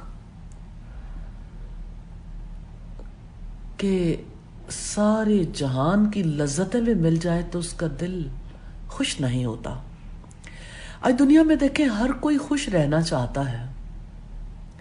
کیمسٹری آف ہیپینس پہ کس قدر کام ہو رہا ہے، لیکن لوگ نہیں جانتے یہ گناہ ہے جس کی وجہ سے دل کے اندر کسی قسم کی لذت کا سرور نہیں آتا۔ تو یہ وحشت جو ہے اللہ تعالیٰ اور بندے کے درمیان آتی ہے۔ بندے کے اپنے نفس کے اندر یہ وحشت پیدا ہوتی ہے، اور مخلوق سے بھی وحشت ہوتی ہے۔ جتنے گناہ زیادہ ہوتے ہیں، وحشت اتنی بڑھ جاتی ہے۔ نہیں سمجھ آتی کسی کو اس وحشت کی جسے گناہوں کی سنگینی کا احساس نہیں ہوتا۔ ایک ہی طریقہ کار ہے، گناہ چھوڑ دیں۔ پھر آپ دیکھیے، گناہگار کو دوسرے لوگوں سے بھی تو وحشت ہو جاتی ہے۔ پھر اس طرح وہ دوسرے لوگوں سے دور ہونے کی کوشش کرتا ہے۔ نیک لوگوں کا سامنا کرنے سے، ان سے نظریں ملانے سے ڈرتا ہے، ان کی ہم نشینی سے ڈرتا ہے، ان سے استفادہ کرنے سے محروم ہو جاتا ہے۔ جتنا اللہ والوں سے دور ہوتا ہے، شیطان کے قریب ہو جاتا ہے۔ جتنے زیادہ گناہ کرتا چلا جاتا ہے، وحشت میں اور قوت پیدا ہو جاتی ہے، حتیٰ کہ گناہگار کو اپنے قریبی لوگوں سے، اپنے بچوں تک سے، اپنے رشتوں تک سے، اپنی ذات سے بھی وحشت اور نفرت ہونے لگتی ہے۔ ہمارے اسلاف میں سے کسی کا قول ہے، جب میں اللہ کی نافرمانی کرتا ہوں تو اس کا اثر اپنی بیوی کے برتاؤ میں محسوس کرتا ہوں۔ اللہ اکبر۔ یہ الجواب الکافی کی روایت ہے، پیج نمبر 144 پر۔ فضیل بن نیاز کہتے ہیں، جب میں گناہ کرتا ہوں تو اس کی وحشت اور نحوست اپنے اولاد اور اپنے رشتوں کے ساتھ رویے میں محسوس کرتا ہوں۔ بات یہ ہے کہ اللہ تعالیٰ کی فرما برداری سے اللہ تعالیٰ کا قرب ملتا ہے. یہ قرب جتنا پائیدار ہوتا ہے اللہ تعالیٰ کی محبت اتنی گہری ہو جاتی ہے. گناہ اللہ تعالیٰ سے دوری کا ذریعہ بنتے ہیں. یہ دوری جتنی زیادہ ہوتی ہے اتنی ہی زیادہ وحشت پختہ ہوتی چلی جاتی ہے. آپ یوں سمجھ لیں یہ وحشت حجاب ہے. انسان جب اپنے رب کی یاد سے غافل ہوتا ہے تب بھی دل میں وحشت پیدا ہوتی ہے، لیکن گناہوں کی وجہ سے جو وحشت پیدا ہوتی ہے وہ بہت سخت ہوتی ہے. گناہگار گناہوں کی وجہ سے آہستہ آہستہ وحشت اور نحوست کا شکار ہو جاتا ہے، حتیٰ کہ بندہ اپنی ذات سے بھی وحشت محسوس کرتا ہے. پھر ہم دیکھتے ہیں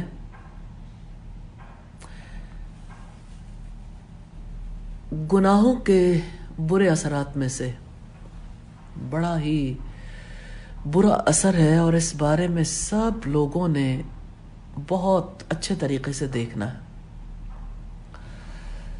علم سے محرومی. آپ جانتے ہیں علم نور ہے، روشنی ہے.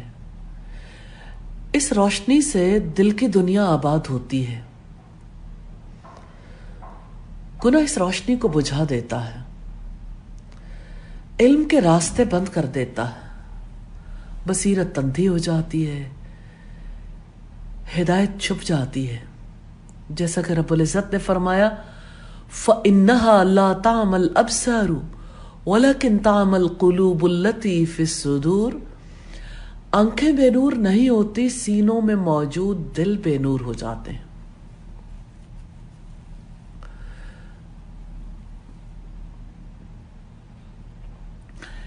جس دل کے اندر روشنی ہوتی ہے وہ اطاعت کے کاموں کی وجہ سے ہوتی ہے. امام شافعی امام مالک کی خدمت میں تشریف لے گئے. ان کے سامنے حدیث کی قرات کی تو انہیں امام شافعی کی ذہانت، فطانت اور کمال درجے کے فہم و فراست کو دیکھ کر بڑا تعجب ہوا. انہوں نے فرمایا میں دیکھ رہا ہوں کہ اللہ تعالیٰ نے تمہارے دل میں نور عطا کیا ہے، گناہ اور معصیت کی تاریکی سے اسے گل نہ کر دینا. حقیقت یہ ہے گناہوں کی وجہ سے دل میں وحشت پیدا ہوتی ہے اور بندہ اپنے آپ سے بھی تنگ آ جاتا ہے، لوگوں سے بھی نفرت کرنے لگتا ہے، پھر دل تاریک ہو جاتا ہے. یہ گناہوں کا چوتھا بڑا اثر ہے. جیسے انسان تاریکی کو دیکھتا ہے نا، گناہگار بھی اپنے دل کی تاریکی کو محسوس کرتا ہے. تاریکی کس قدر انسان کے لیے نقصان دہ ہے، کیونکہ اس کی وجہ سے انسان کو سمجھ نہیں آتی نیکی کی بدی کی. تاریکی بڑھتی جاتی ہے اور انسان آہستہ آہستہ بدیوں میں مبتلا ہوتا چلا جاتا ہے. اطاعت تو روشنی ہے اور معصیت نافرمانی اندھیرا ہے. جتنی زیادہ تاریکی بڑھتی ہے یعنی گناہوں کا اثر زیادہ ہوتا ہے، انسان حیران و پریشان رہ جاتا ہے، حتیٰ کہ گناہوں کا اثر چہرے پر بھی آنے لگتا ہے. ہر شخص پھر اسے دیکھتا اور محسوس کرتا ہے. آپ دیکھتے ہوں گے نارملی سود کھانے والوں کے، رشوت کھانے والوں کے چہروں پر ان کے گناہوں کا اثر آتا ہے. سیدنا عبداللہ ابن عباس کہتے ہیں نیکی کی بدولت چہرے پر روشنی، دل میں نور اور روزی میں وسعت آتی ہے، جسم میں قوت اور مخلوق کے دلوں میں محبت پیدا ہوتی ہے، اور گناہ چہرے پر سیاہی، دل میں تاریکی، جسم میں کمزوری، روزی میں کمی اور مخلوق کے دلوں میں بغض اور نفرت کا سبب ہوتے ہیں۔ یہ الجواب الکافی میں آپ دیکھ سکتے ہیں پیج نمبر 106 پر۔ گناہ دل کو کمزور کرتے ہیں۔ انسان کا دل کمزور نہیں ہوتا۔ آپ سوچئے، جس کے دل میں اللہ کی عظمت اور وقار کمزور ہو جائے وہ نافرمانی پر جرأت نہیں کرے گا۔ اللہ کی عظمت بہت بڑی ہے، لیکن گناہگار کے دل میں اللہ کی عظمت کا وہ احساس نہیں رہتا۔ گناہ دل کو بزدل اور کمزور کر دیتا ہے۔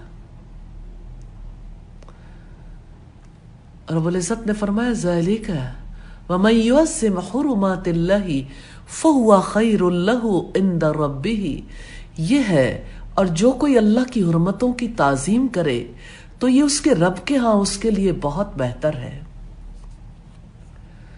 تو بندے کے دل میں اللہ تعالیٰ کی ذات کی عظمت کا یقین جب ترقی کرتا ہے تو وہ گناہوں کے درمیان حائل ہو جاتا ہے۔ گناہ نیکی کے ارادے کو کمزور کرتے ہیں اور گناہ کے ارادے کو مضبوط کرتے ہیں۔ گناہوں کی وجہ سے توبہ کا ارادہ کمزور ہوتا چلا جاتا ہے، حتیٰ کہ انسان آدھا مر بھی جائے تب بھی توبہ نہیں کرتا۔ گناہ اللہ کی اور آخرت کی طرف دل کے سفر کو کمزور کر دیتے ہیں، خوفناک مرض میں مبتلا کر دیتے ہیں، کیونکہ انسان کا دل مردہ ہو جاتا ہے۔ یہ کمزوری 8 امور تک جا پہنچتی ہے جن سے نبی صلی اللہ علیہ وسلم نے پناہ مانگی۔ اللہم انی اعوذ بک من الہم والحزن والعجز والکسل والبخل والجبن وضلع الدین وغلبۃ الرجال۔ اللہ میں رنج و غم، عاجزی اور سستی، کنجوسی اور بزدلی، قرض کے بوجھ اور لوگوں کے غلبے سے تیری پناہ چاہتا ہوں۔ اللہ اکبر۔ صحیح بخاری کی روایت ہے 6363۔ یعنی ان 8 طرح کے کاموں میں ملوث ہونے کا سبب بناتے ہیں گناہ۔ انسان بدبخت ہو جاتا ہے، برے فیصلے کرتا ہے، دشمن خوش ہوتے ہیں، اللہ کی نعمت زائل ہو جاتی ہے، اسے عافیت نہیں ملتی، اچانک اس کا عذاب آ جاتا ہے، انسان اللہ تعالیٰ کی ناراضگی سے دوچار ہو جاتا ہے۔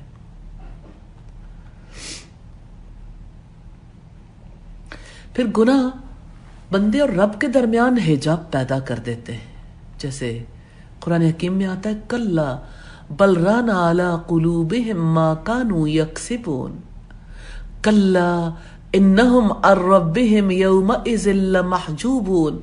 ہرگز نہیں، بلکہ ان کے دلوں پر ان کے برے اعمال نے زنگ لگا دیا ہے۔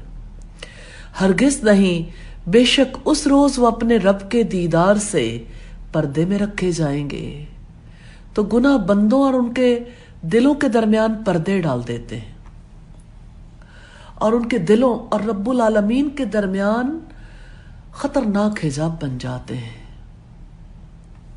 آپ اس کو مزید ڈیٹیل سے دیکھنا چاہیں الجواب الکافی میں دیکھ سکتے ہیں پیج نمبر 215 پر۔ اور کتنی عجیب بات ہے، گناہوں کا سب سے برا اثر یہ ہے کہ گناہ انسان کو محبوب ہو جاتے ہیں، گناہوں کی نفرت ختم ہو جاتی ہے۔ لوگ کہتے ہیں گناہوں میں بڑی اٹریکشن ہے، اسی کے دل میں اٹریکشن ہوتی ہے، وہی گناہ کو معمولی سمجھتا ہے، برملا گناہ کرتا ہے، شرماتا نہیں۔ جس کا دل گناہوں کا عادی ہو جاتا ہے اس کے لیے معافی کے راستے مسدود ہو جاتے ہیں، پلٹنے کی امید کم ہو جاتی ہے۔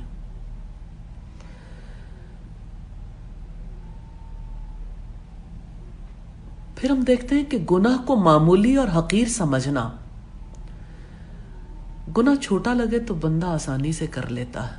سیدنا عبداللہ ابن مسعود نے فرمایا مومن اپنے گناہوں کو اس طرح محسوس کرتا ہے گویا وہ ایک پہاڑ کے نیچے بیٹھا ہو، اسے ڈر ہو کہیں وہ اس پر گر نہ پڑے. اور فاسق اور فاجر اپنے گناہوں کو ایسے سمجھتا ہے گویا ایک مکھی ہو جو اس کی ناک پر سے گزرے تو وہ اسے اڑا دے.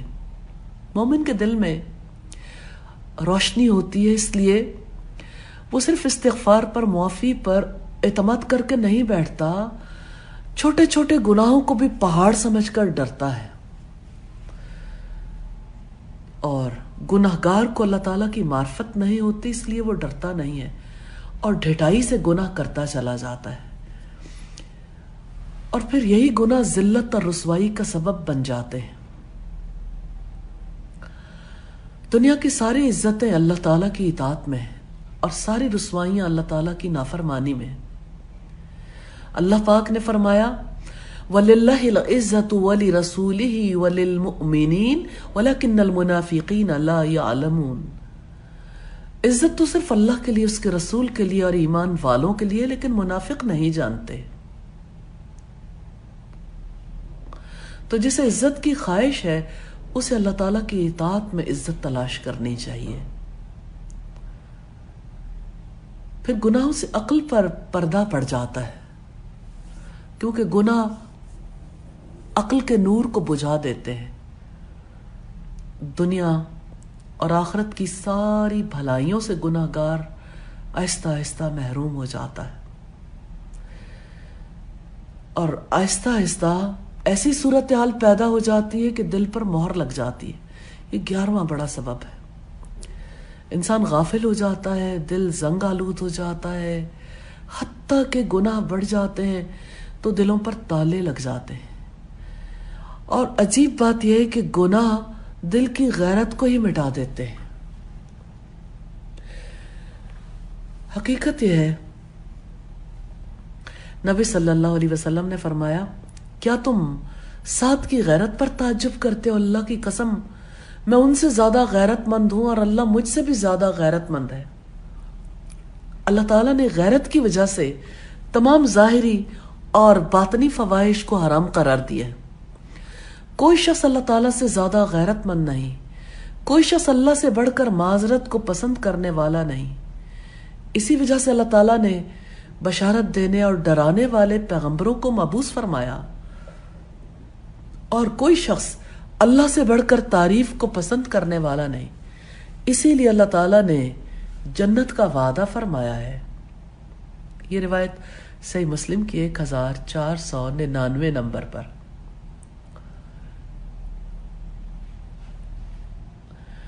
غیرت کی بعض صورتیں اللہ تعالیٰ کو پسند ہیں اور بعض صورتیں ناپسند ہیں. یہ اللہ تعالیٰ کے رسول کا ارشاد ہے. تکبر کی بعض صورتیں اللہ کو پسند ہیں، بعض ناپسند ہیں. جو غیرت اللہ تعالیٰ کو محبوب ہے وہ شک و شبہ کے موقع پر کی جانے والی غیرت ہے. جو غیرت اللہ تعالیٰ کو ناپسند ہے وہ بغیر کسی شک و شبہ کے کی جانے والی غیرت ہے.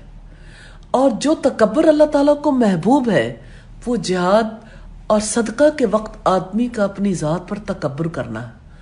اور جو تکبر اللہ تعالیٰ کو ناپسند ہے وہ باطل میں تکبر کرنا. غیرت کے نام پر کتنے ہی لوگ ہیں جو گناہ کرتے ہیں.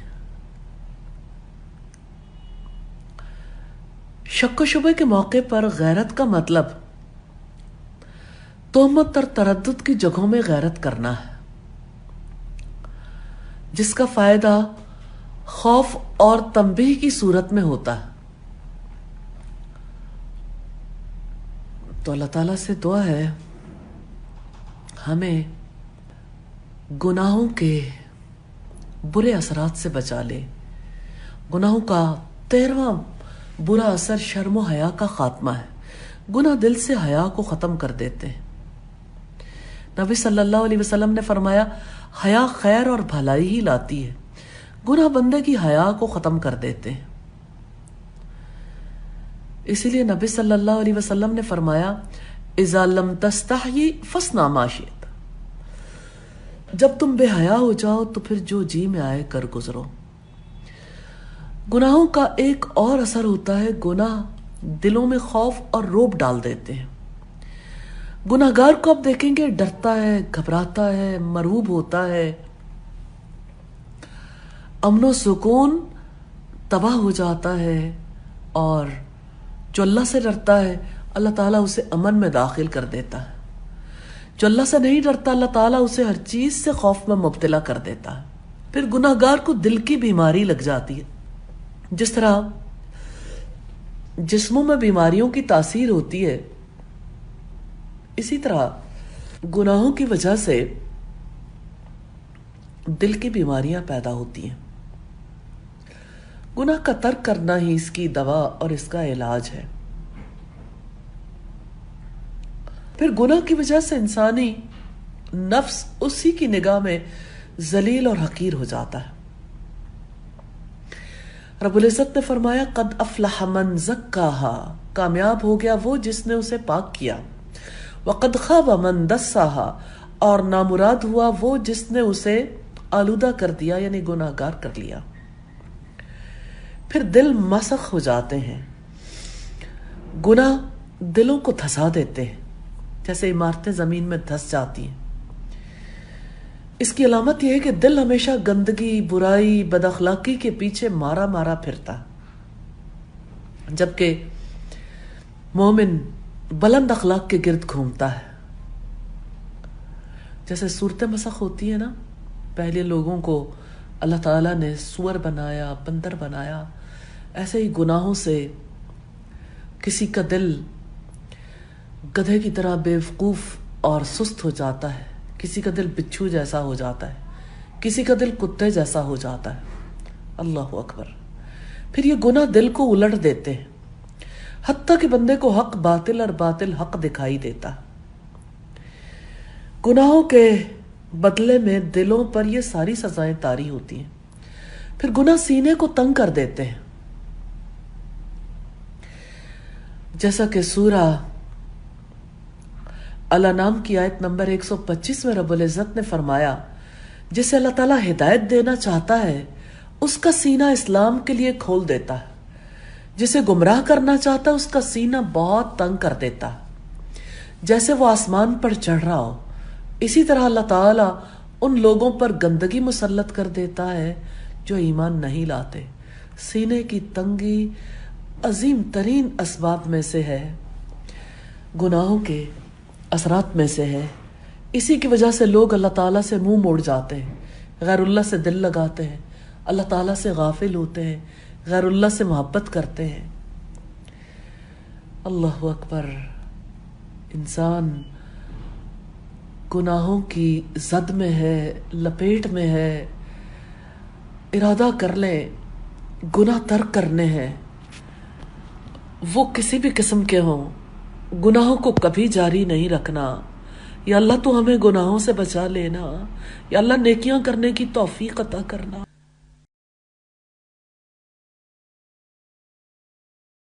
بسم اللہ الرحمن الرحیم۔ الحمد للہ الذی تکفل بحفظ القرآن وتلاوته، والصلاة والسلام على من رتله وقام ببیانه، وعلى الذين اهتموا بتحمله واتباعه، وبعد۔ سامعین محترم، السلام علیکم ورحمۃ اللہ وبرکاتہ۔ آج کی نشست میں ہم سبق نمبر 4 پڑھیں گے، جس میں ملتی جلتی آوازوں والے حروف کی ادائیگی کے بارے میں گفتگو انتہائی مختصر انداز میں کی جائے گی۔ ملتی جلتی آوازوں والے حروف یہ ہیں: تا اور طا، کاف اور قاف، ہا اور حا، حمزہ اور عین، ثا، سین اور صاد، ذال، ذا، ظا اور ضاد۔ ان حروف کی ادائیگی میں عام طور پر فرق نہیں کیا جاتا، جس سے ایک حرف دوسرے حرف سے بدل جاتا ہے، جو کہ حرام ہے۔ ملتی جلتی آوازوں والے حروف کی ادائیگی کا مسئلہ چونکہ بہت ہی اہم ہے، اس لیے ایسے حروف کی آوازوں کے فرق کو مختلف انداز سے واضح کیا جائے گا تاکہ سامعین میں سے ہر طبقہ کے لوگ ان کی آوازوں کو آسانی سے سمجھ سکیں، اور اسی طرح مشق کے دوران حروف کی ادائیگی میں کچھ مبالغہ اختیار کیا جائے گا تاکہ سننے والا آسانی کے ساتھ ہر لفظ کی ادائیگی کو سمجھ سکے اور پھر آسانی سے اپنا تلفظ بھی درست کر سکے۔ اور یہ بات تجربہ سے ثابت ہے کہ ذہنی طور پر کمزور یا کم عمر بچوں کو صرف حروف و کلمات ہی اگر صحیح تلفظ کے ساتھ پڑھا دیے جائیں تو انشاء اللہ تعالی توقع سے بڑھ کر فائدہ ہوگا۔ آئیے ملتی جلتی آوازوں والے حروف کی ادائیگی کے فرق کو نوٹ کریں اور اس کے مطابق پڑھنے کی کوشش کریں۔ ملتی جلتی آوازوں والے حروف کی ادائیگی کی کیفیات باتصویر اور عملی مشق۔ تا اور طا کی آواز میں فرق۔ تا کی آواز باریک ہوتی ہے، جیسے تا تا تا، اور طا کی آواز موٹی ہوتی ہے، جیسے طا طا طا۔ مشق کیجیے۔ تا تا تا، طا طا طا، تا طا تا طا تا طا۔ کاف اور قاف کی آواز میں فرق۔ کاف کی آواز باریک ہوتی ہے، جیسے کا کا کا، اور قاف کی آواز موٹی ہوتی ہے، جیسے قا قا قا۔ مشق کیجیے۔ کا کا کا، قا قا قا، کا قا کا قا کا قا۔ ہا اور ہا کی آواز میں فرق۔ ہا کی آواز حلق سے بغیر رگڑ کھائے نکلتی ہے، جیسے ہا ہا ہا۔ اور ہا کی آواز حلق سے رگڑ کھاتی نکلتی ہے، جیسے ہا ہا ہا مشق کیجئے ہا ہا ہا ہا ہا ہا ہا ہا ہا ہا ہا ہا حمزہ اور عین کی آواز میں فرق۔ حمزہ کی آواز حلق سے بغیر رگڑ کھائے نکلتی ہے، جیسے آ آ آ،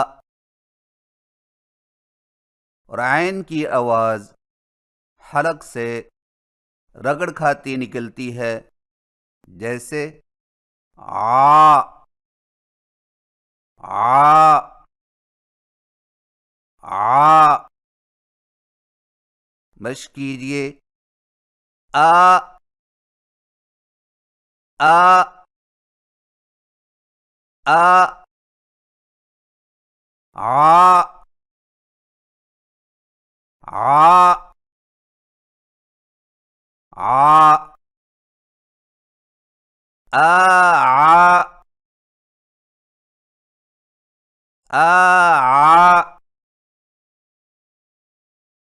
آ آ۔ ثا اور سین کی آواز میں فرق۔ ثا کی آواز نرم ہوتی ہے، جیسے ثا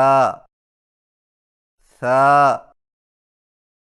ثا، اور سین کی آواز سیٹی والی ہوتی ہے، جیسے سا سا سا۔ مشق کیجئے سا سا سا سا سا سا سا سا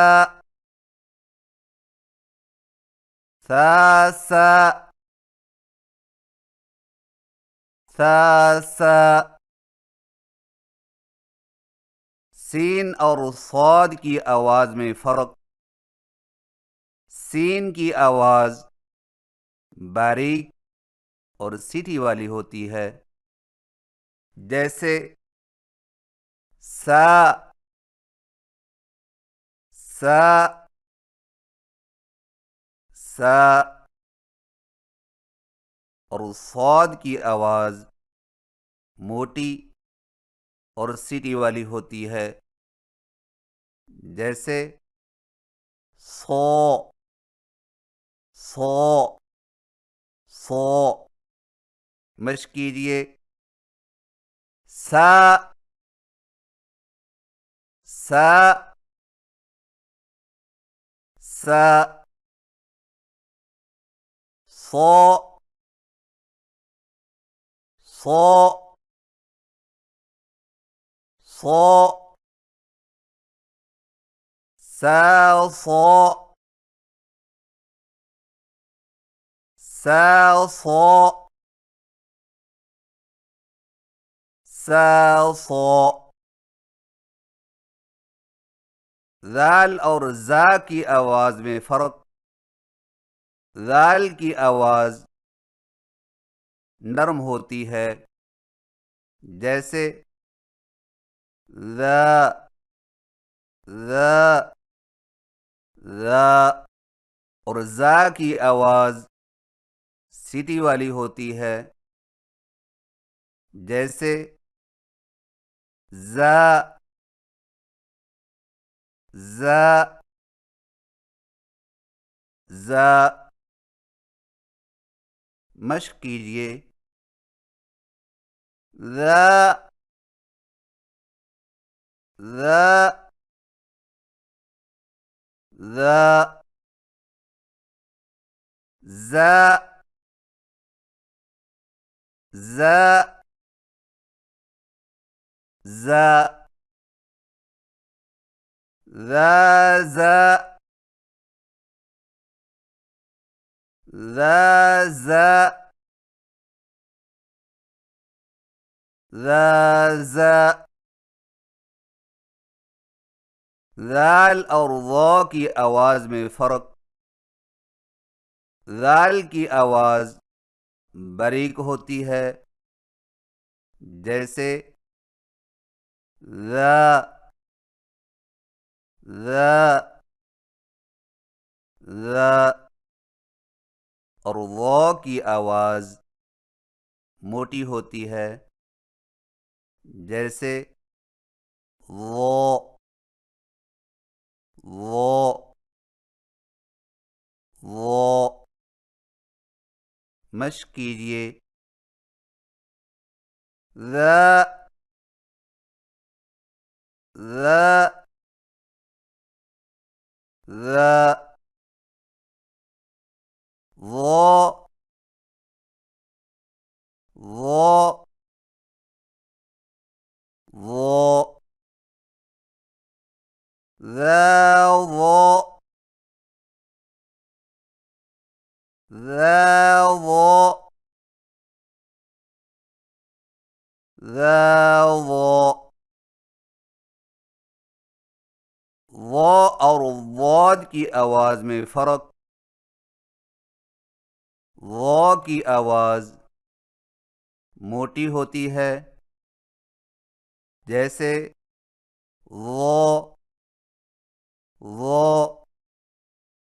ضا، اور ضاد کی آواز خوب موٹی اور درازی والی ہوتی ہے جیسے ضا ضا ضا. مشق کیجئے. ضا ضا ضا ضا ضا ضا ضا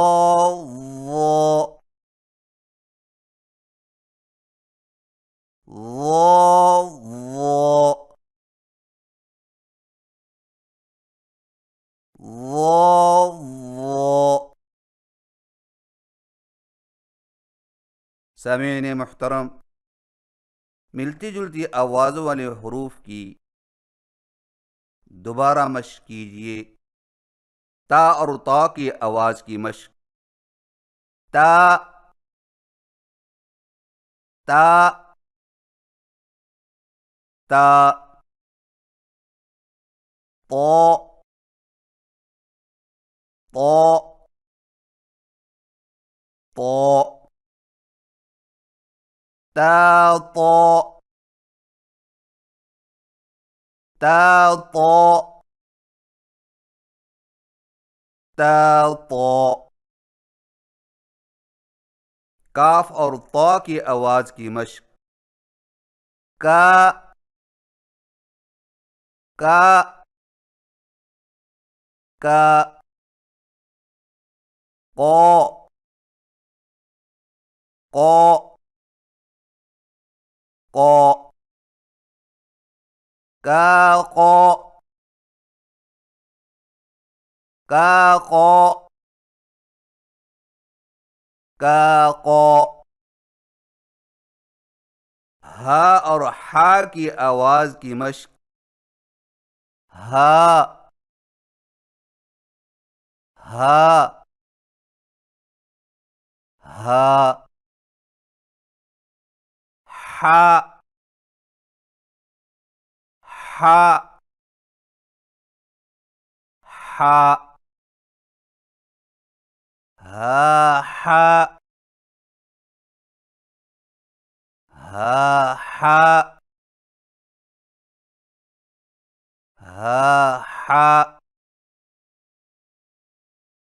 حمزہ اور عین کی آواز کی مشق.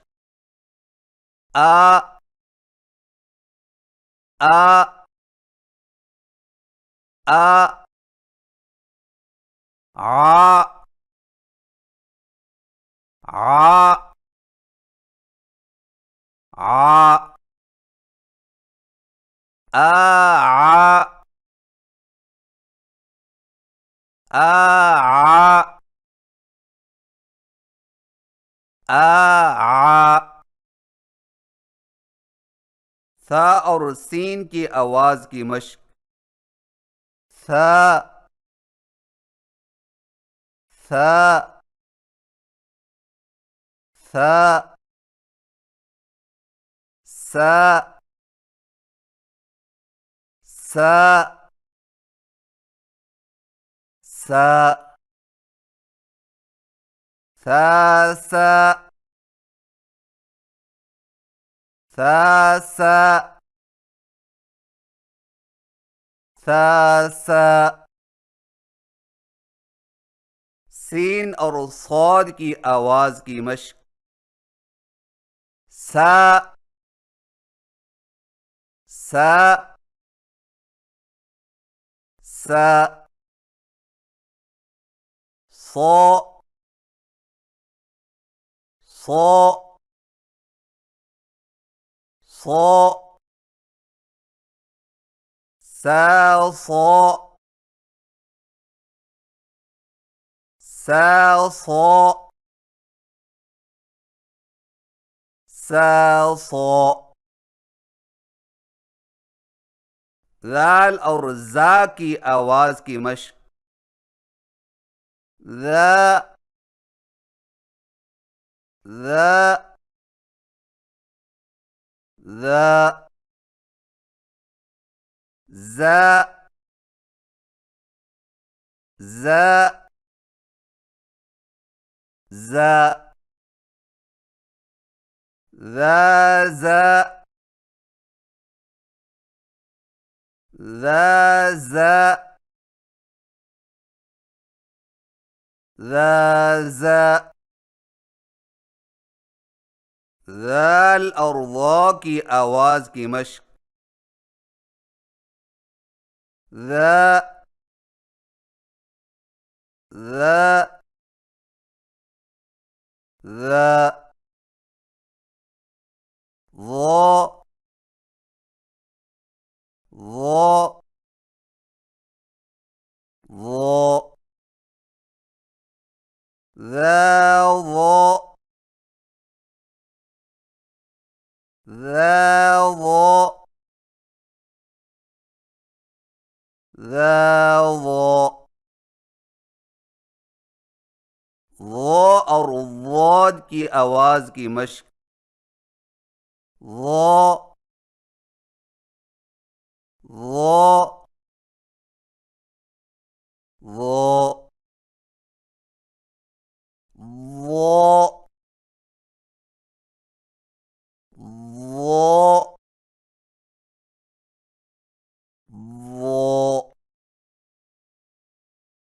ضا ضا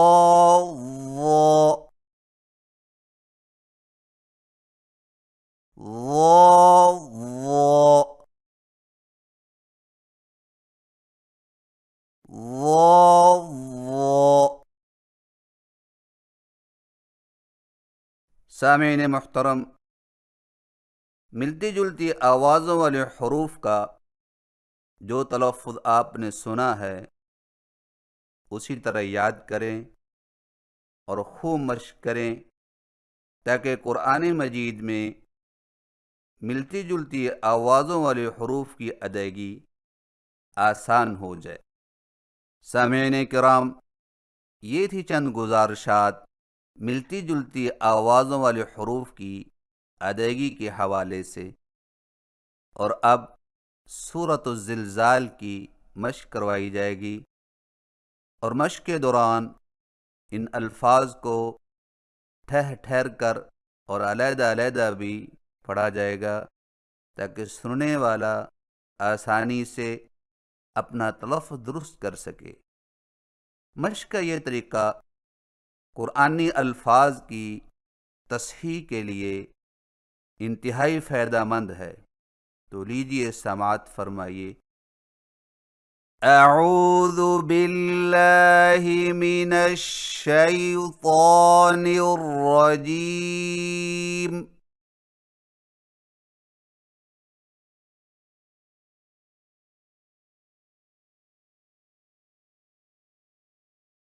بسم اللہ الرحمن الرحیم۔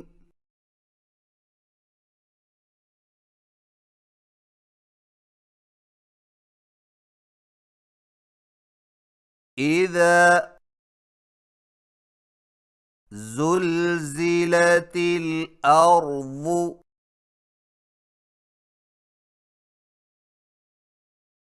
زلزالها وأخرجت الأرض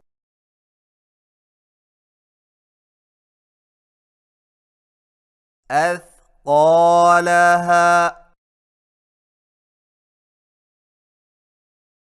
وقال الإنسان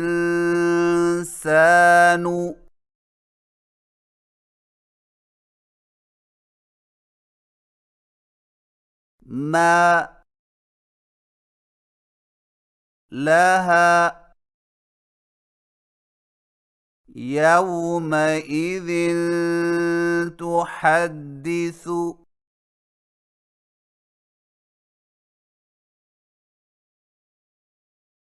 أخبارها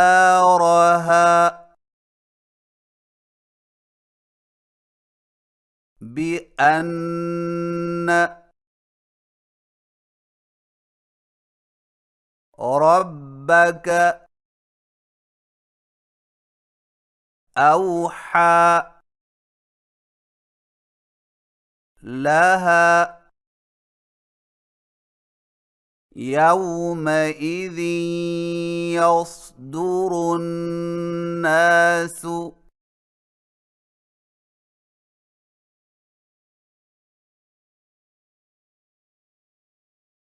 أشتاتا ليروا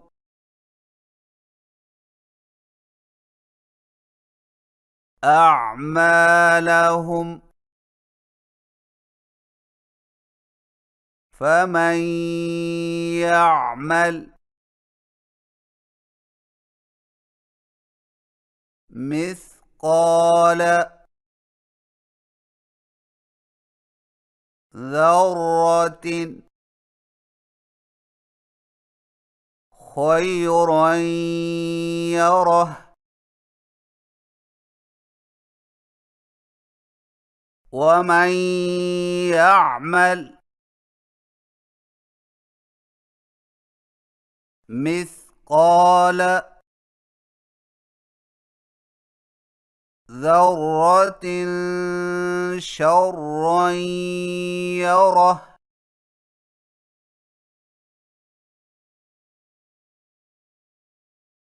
أعوذ بالله من الشيطان الرجيم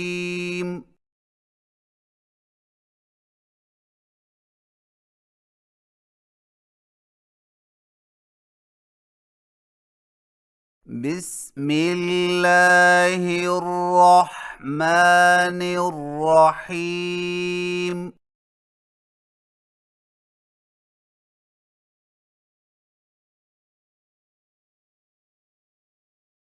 إذا زلزلت الأرض زلزالها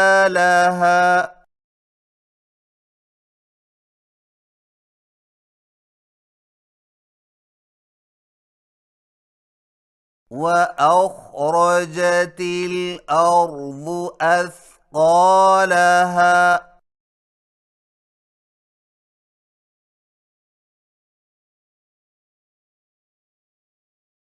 وقال الإنسان ما لها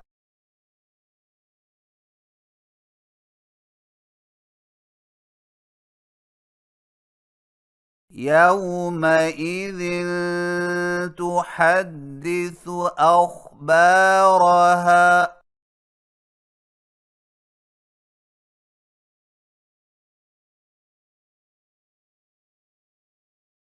بأن ربك أوحى لها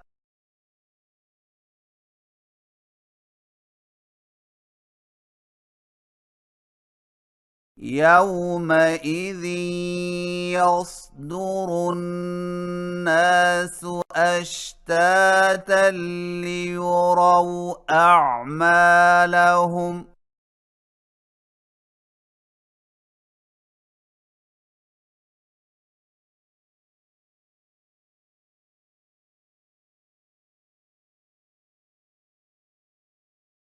فمن يعمل مثقال ذرة خيرا يره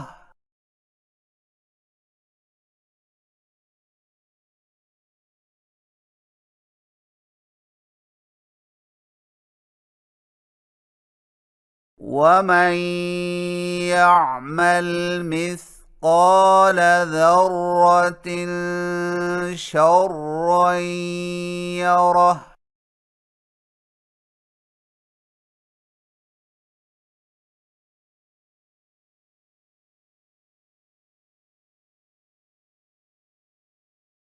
صدق الله العظيم.